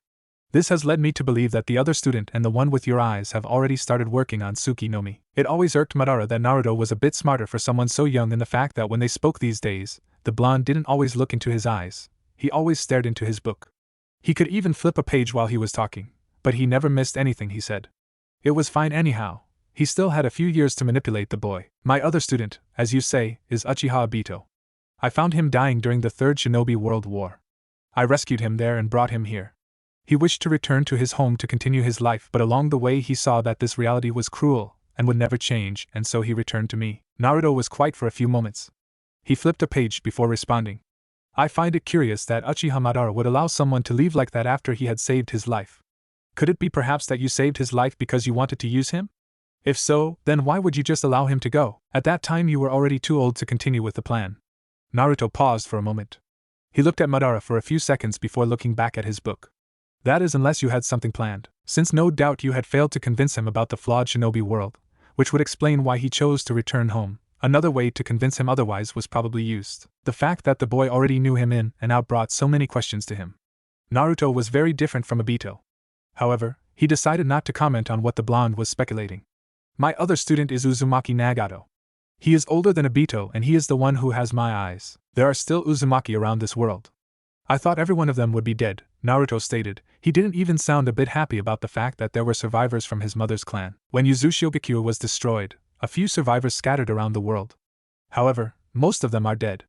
Nagato's parents are also dead. They were killed during the Second Shinobi World War when he was still younger, Madara explained calmly. I see. Naruto paused before closing his book. Uzumaki are related to Senju. This makes Nagato a good candidate to wield the Rinnegan without any drawbacks. What is the deal between Obito and Nagato then? Obito knows everything, Madara responded. About the plan, Naruto finished. This means not everything else. But Nagato was left in the dark. Yes, that is what is important, Madara stated. How do I fit in this picture then? Obito is an Uchiha and Nagato has the Rinnegan. They should be able to fulfill this plan without any troubles. If Obito is trained by you, then he should know how to manipulate people. Naruto paused for a moment, realizing something. Nagato was not trained by Madara. This means the manipulator between the pair would be Obito. Obito, he said, leaving for Madara to figure out the rest. He is too emotional and I believe he will betray me. I cannot deny that he is smart, but his mental stability makes him dangerous to leave unchecked. There are no problems with Nagato, he can be easily manipulated. Obito has already done that, Madara stated. You've not told me of my role in all this, Naruto said, looking straight at Madara. When looking at the blonde's eyes, Madara could only see curiosity, nothing more. If it was faked, he could have easily deduced it. He was a master manipulator after all. Watch Obito, and keep close ties with Nagato. You are fit for this role, you are not emotional like Obito, and have nothing to lose in this world. You have no one, no family, nothing to live for. But Tsuki no Mi gives you a purpose. Madara watched Naruto's body language carefully, but it revealed nothing. Nagato can revive me using the Rinnegan. However, should there be problems, you will have to revive me yourself. Take care of both Nagato and Obito. My eyes must be reserved for my return though. With all the body modifications, Nagato and Obito shouldn't be a problem to you. Naruto absorbed everything silently before speaking. Within the eternal genjutsu I can have both my parents. I can smile in the comfort of my parents. Perhaps I may even get a younger sister. He smiled slightly at the thought. He was really thinking of it. It would be really beautiful. With how famous his father was, he could be the prince of Konoha. Madara allowed the blonde to smile. That smile was by no means a fake. Yes. He then paused for a moment. Even when wielding my eyes, you should be able to access my Sharingan, and all its abilities, unlike Obito and Nagato who can only access the Rinnegan. I can use both the Rinnegan and Sharingan. This means that I can access your perfect Susanoo. Interesting. So I'll wield the legendary powers of Uchiha Madara, Naruto stated. So that is what the experiments were for, or perhaps I can a Rinnegan of my own given the modifications. Before Madara could respond, a swirling vortex appeared within the room. He then spoke. Ah, Naruto, this is Obito. Obito, take off your mask so Naruto can see your face. Naruto took out his book again. Interesting. Both Madara and Obito couldn't tell what he found interesting, but neither asked. Flashback end. Hokage's office. Hiruzen stared at Naruto with mild curiosity. Each time the blonde came to see him, he felt like he was seeing a complete stranger. Like each time he came, he was a new person. Impossible? Yes, it was, but he couldn't shake off the feeling. Naruto was many things, some of the things he failed to even define. With lack of definition, he couldn't even hope to begin to understand anything. The feeling he got, what his experience revealed when looking at Naruto, it was that the blonde was a mountain of mystery. Despite being young, the blonde could be so mysterious, such that even times he was left solving a puzzle that toyed with his old, but sharp mind. Over the past days he had discovered little, but much in terms of weight. What he has discovered led him to believe that Naruto knew some of the things that he wasn't supposed to know. However, he still couldn't prove it. Just to be sure, he would continue to keep a close eye on the blonde. It would do him no good if Naruto continued to be mysterious. There was once a time that Naruto had managed to sneak in behind him. That day, he had not sensed anything, not a damn thing. The blonde had walked in behind him, the Sandaime Hokage, god of shinobi, the professor. He had nearly welcomed a heart attack that day, but he had dismissed it as a fluke. However, now he was starting to think that it may not have been a fluke. Judging by the way you are looking at me, I'd be inclined to think that you are trying to read my mind, Naruto stated, sounding a bit amused by the stare of the Sandame. The old man had been staring at him for more than a minute, looking to be deep in thought. The Sandame chuckled. Sorry my boy, I was lost in thought, Hiruzen stated with a small smile. I may have been trying to get into your head, he admitted, never losing his smile. Sometimes Naruto came here and acted like a child he was, sometimes they had some good conversations. Today it seemed like one of those days Naruto wasn't going to be laughing hard with him, or demanding something. It was going to be those days they had a good chat. It always felt like he was speaking to someone older. Naruto hid the fact that he wasn't stupid to him. Indifferent to many things? Yes, he was, and that also not hidden from anyone. This troubled him greatly though. He had failed to get the blonde interested in anything, and now he had graduated. He would at least make the team selection interesting. You would have only found ramen noodles if you dived into my head, Naruto responded calmly, eliciting a chuckle from the Hokage. You may be right about that, Hiruzen smiled. Please take a seat, Hiruzen stated. Naruto had been standing in front of his desk since he walked into his office. Naruto did as told. It would be cool if one could read the mind of another person just by looking at them, huh? The blonde sounded a bit thoughtful. Certainly, the ability would really be useful to have. Hiruzen couldn't deny that, but still, ability like that would be dangerous in the wrong hands. Naruto sighed. Do you always have to be extra cautious in everything? It wasn't the first time he had heard the Sandame say something like that. Words such as those took out the fun in everything. Hiruzen only smiled, but didn't respond to the question. How do you feel now that you have graduated? If I remember, it was quite a hustle to get you accepted to the academy. Moreover, I had to force you into going. Good and relieved. If I had to spend another year in that prison, I would have committed suicide. The academy isn't that bad, Naruto. If you'd gone there with the right attitude, you would have enjoyed your time there and made some friends. The Sandame was not pleased with the fact that Naruto had no friends. Yes, he regularly talks with Chuji and Shikamaru, but according to Jiraiya and Kakashi, they weren't exactly friends. Naruto shrugged in response. The third Hokage sighed. How about we talk on our way to the ramen stand? I haven't treated you to some ramen in some time, and I fear that we may no longer get the chance as time moves forward. Naruto nodded with a smile. Okay, but you have to allow me to eat as many bowls as I want. You always eat as many as you want even if I tell you not to, Hiruzen reminded the blonde with a chuckle. I just can't help myself. Ramen tastes a lot better when someone is treating you, especially when you're the one buying. Naruto said a bit happily. Well, soon you're going to be earning your own money as a shinobi. You'll have to treat me too, as I can experience this taste you speak of, the Sandame stated, ever so smiling warmly as he stood up from his seat. Deal. So, Naruto, what do you hope to achieve as a shinobi? The Sandame asked as the two left the entrance of the Hokage Tower. They had left his office in some peaceful silence before he had decided to break the silence. Naruto looked a bit thoughtful before responding, I don't really know. However, I do hope that when I see the heart of the shinobi world I'll find something. Sarutobi nodded and responded. Some make their choices when they are still at the academy. I think you've grown up to think of your own dream. What do you hope to see outside there? I don't hope to see anything, but I wish to know what it is really like to be out there. The teachers at the academy never said it was fun being a shinobi, but they never told us otherwise when we say it is. This has led me to believe there are many things outside the walls, good and bad, Naruto responded calmly, ignoring the blatant glares that were sent his way. It didn't matter if he was with the Sandame, these fools still glared at him. Although he ignored it and never gave it a thought, he could sense that it didn't please the old man beside him. There were even times when the old would even send a killer intent to scare off the glaring villagers. There are indeed many things outside the walls. People interpret it definitely, but it is not always as people expect it to be, especially for a shinobi. Naruto looked at the Sandame. How do you interpret it, old man? The third Hokage merely smiled, placed his right hand on Naruto's head, ruffling his hair a bit, he responded. I'll tell you when you define what you wish to achieve as a shinobi. How about that? The following day, academy, the road to ninja was finally starting to look good. They'd finally graduate from this god-forsaken place. No offense to Iruka, but a time came when they really didn't enjoy sitting for the classes the man taught. However, there was little that could be done because they were just kids, and had little say in anything. Naturally, it was the adults who did all the talking for them. Sometimes even for things that they really didn't like. Parents did think they know what best after all. Despite their barely contained excitement, they didn't fully understand the nature of the shinobi wood. Who could fault them? They were just brats after all. Being a shinobi was not as cool as they really made it out to be, but the brats didn't know that. Iruka never bothered to teach them what was truly outside those walls. The Chunin himself had faced the cold slap and had been grinded by the sharp fangs of the world these kinds so dream of joining. He'd been embarrassed as a shinobi while he was outside the wall of Konoha. He had his fair experience to know that these children were going to realize soon enough that the shinobi world was not as wonderful as thought. Sometimes you could face things that made your tomorrow look bleak, things that made you think twice about returning to the field. Iruka had done it once, and he wasn't going to do it again. Being a shinobi wasn't for him, he understood that quite well. Teaching some skills and knowledge to the little brats was what he could do best. Iruka sighed, watching the students from a secret place so that they couldn't see him.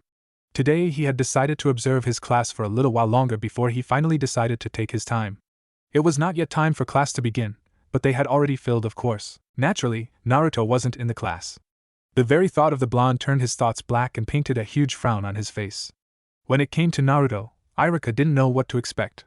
He just hoped that things turned out for the best. Everyone else settled inside the class and the appearance of Naruto was what they waited for. It didn't take long for the blonde to enter the class. Today he was wearing something different. He wore dark black shinobi pants and shoes to match his pants in color. His entire upper body was covered by a long-sleeved black shirt that matched just fine the other pieces below his waist. His hands were covered with white bandages that went south in color.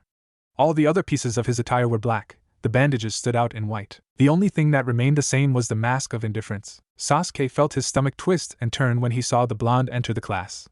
His hands were both inside his pockets, and he looked like he would rather be somewhere else than this place.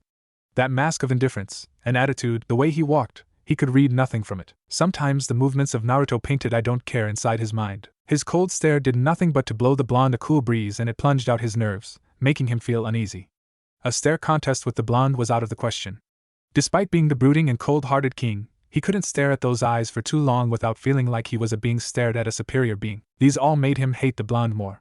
What really stirred his frustrations and fury was the fact that whether he hated the blonde or not, Naruto would not care. The thought raged through his mind and colored murderous pictures of the blonde. Whether someone called it sick or not, he didn't care. As long as it was able to quench his ever-growing desire to murder the blonde, he couldn't complain. Sakura felt Sasuke's eyes staring at Naruto, and she looked at him. Look at him, acting all cool and careless. Cha, her inner thoughts raged, glaring holes on his forehead. It wasn't fair that he had to gain Sasuke's attention. It was enough that she had to compete with the pig on her right-hand side, but competing with that loser, arrogant bastard that cares for nothing because he has nothing was not something she was not willing to allow. Sasuke belonged to her, and her only. What was so interesting about him anyway? Her eyes wandered from head to toe, and she still could not find anything that was special about him. Sure, he had a great hairstyle and wore nice clothes and was kind of cool with his attitude, but it shouldn't be enough to attract Sasuke's attention. It was a bit ironic that Sakura didn't realize that she'd complimented Naruto, and then say there was nothing good about his looks. Sakura watched the blonde like a predator watching its prey. How could he be so like that? If he mistimed his footsteps and fell down on the floor with his annoying face, she wouldn't mind adding to the insult by stepping over him. He was a low-life orphan who had nothing after all. It wouldn't be wrong to use him in the same way she does with the welcome mat at her entrance door at home. Naruto resisted with all his might the urge to roll his eyes, feeling the stare of the flat, pink-haired girl sitting between Sasuke and Ino on the front row. He could only imagine that kind of filthy thoughts her weak mind might be formulating.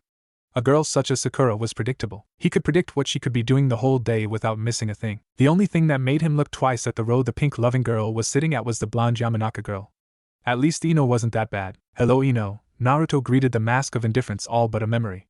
He sat on the desk just beside Ino, facing her, his back facing Iruka's stage. How do you do today? Ino narrowed her eyes trying to contemplate what Naruto was trying to achieve. Her mind just went black when searching for answers. Seeing that he wasn't going away, the Yamanaka responded, "I'm well, Naruto, you?" She spoke in a sweet tone and smiled that was by no means forced. It was probably the first time he'd been asked his health by a fellow academy student. Shikamaru had no time for such little things. Smiling, Naruto responded, "I'm well. You look lovely as always. You sure do take care of your body." Some watched as the scene unfolded with mild interest. It was a rare scene to see Naruto conversing with someone other than those in his circle. Moreover, he was also smiling. Usually, he spoke with the mask of indifference planted across his face, his tone also more than willing to match his expression. While Sasuke settled for watching at the corner of his right eye, Sakura gaped openly at what was unfolding beside her. She certainly couldn't begin to fathom it.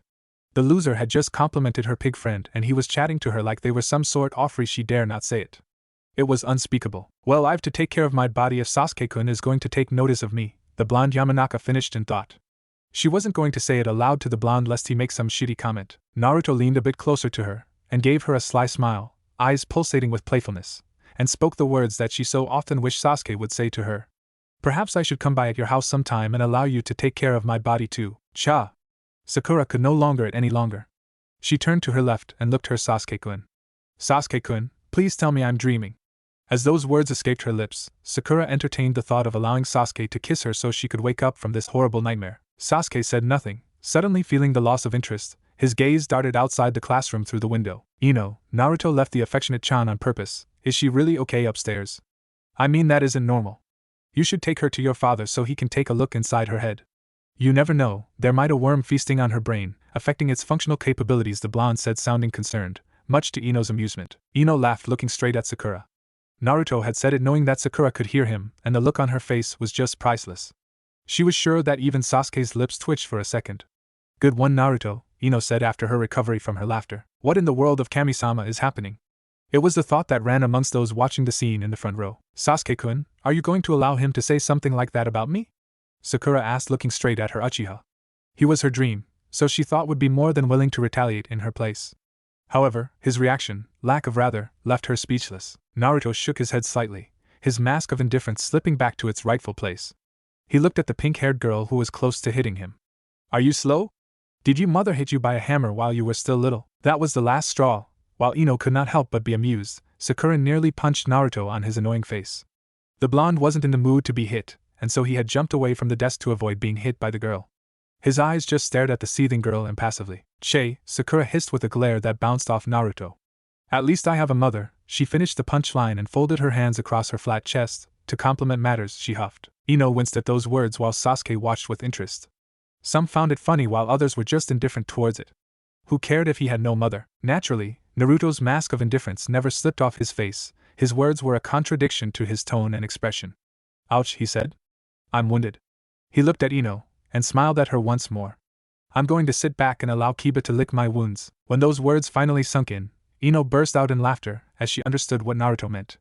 The blonde said he was wounded. Kiba is often put in the same boat as a dog. A wounded dog licks its wounds.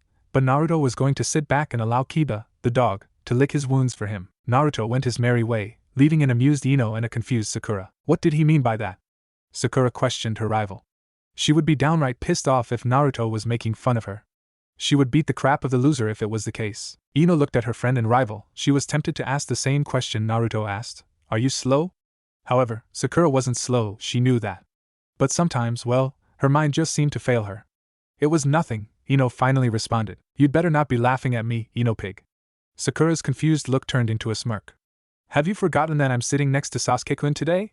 I might even be put in the same team as him. Naturally, Ino retorted and threw fit verbal insults. Hinata smiled watching Naruto slowly make his way to his seat. The blonde was truly strong. She thought that he would have flipped when Sakura made the mother comment. However, there was nothing in him to suggest otherwise. Only a strong person would brush a comment such as the one the pink-haired girl made without as much as twitching. If positions had been swapped, she would have run home crying. She wasn't strong enough to take such words. She too had lost her mother at a young age, but she still had her father. However, an insensitive comment like the one Sakura made would have tore through her defenses like a nuclear bomb. Inside his office, the Sandaime felt a pang of guilt coursing through his heart. Although Naruto showed no outward reaction to Sakura's words, he knew for certain that the blonde felt something inside his heart.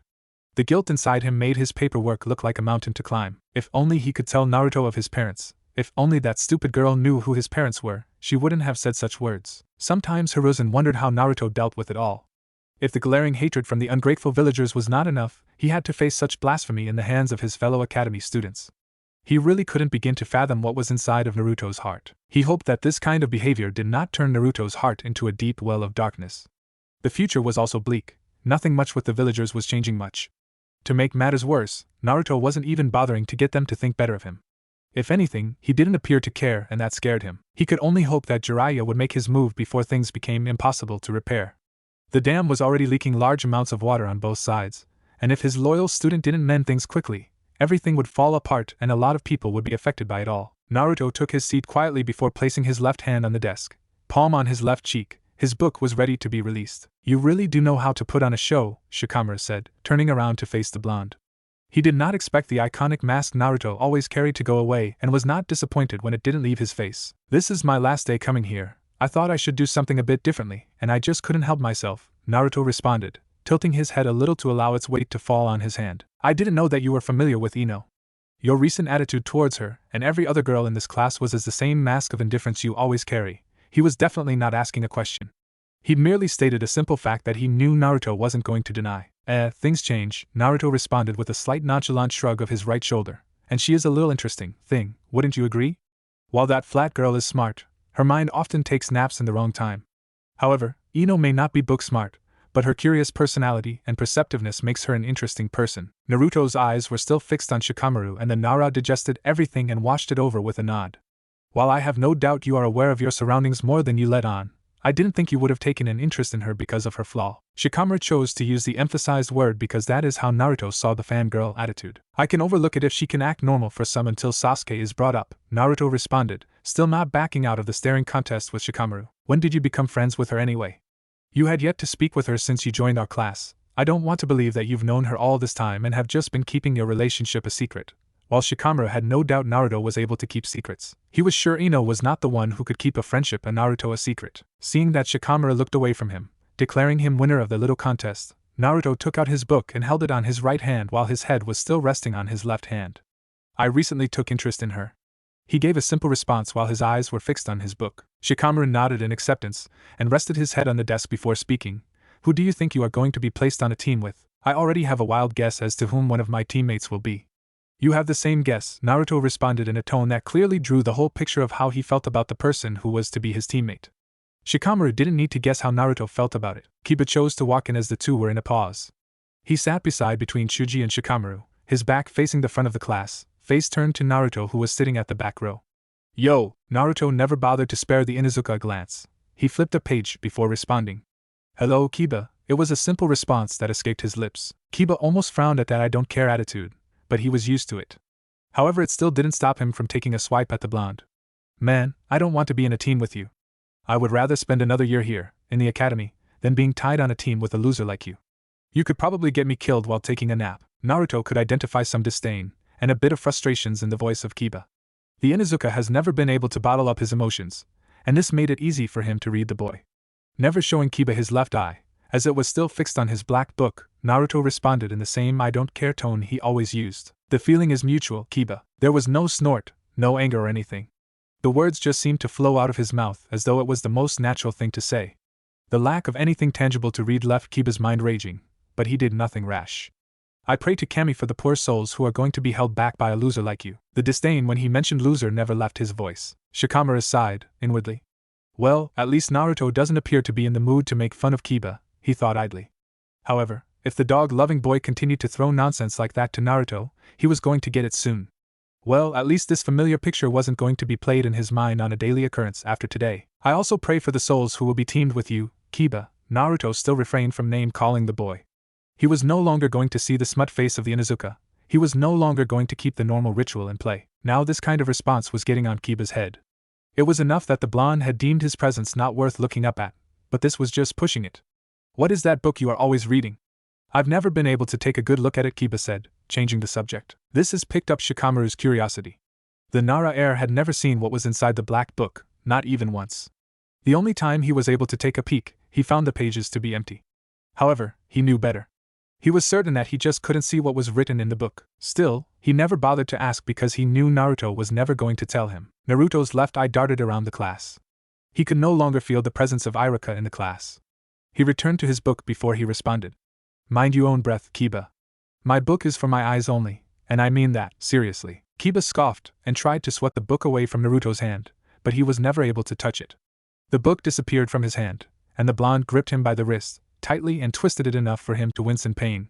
What kept him from throwing his free hand was the eye that stared deep into his soul. Staring at Naruto's eye felt like staring deep into a void of emptiness. Don't do that again, unless you wish Akamaru to carry you to the cold room that reeks of medicine, Naruto warned sharply, in a barely audible tone before letting go of Kiba's hand. The boy massaged his wrist and glared at Naruto. Who knew you could get so emotional over a stupid book? Kiba spoke in a low growl, not the least appreciating the wince caused by Naruto. Naruto didn't respond. Instead, his right hand was placed on the desk, and his face turned towards the window in his left side. The message was loud to Kiba, you are dismissed. This turn of events didn't stray from what Shikamaru had predicted when Kiba tried to take away Naruto's book. If Naruto has held that book all this time and has never allowed anyone to touch, what made Kiba think he would be allowed to touch it? He also had little to doubt that if Kiba tried that again, he would end up in a hospital. Embarrassed and lacking sharp teeth to bite, Kiba walked away towards his seat, eliciting a shake of head from Chuji who had been watching everything from the sidelines. One of these days, those two are going to have it all out, he said, eyeing Shikamaru. The Nara could only nod. At least we won't be there to watch. He certainly found no interest in watching Naruto and Kiba do battle, especially when he knew the outcome.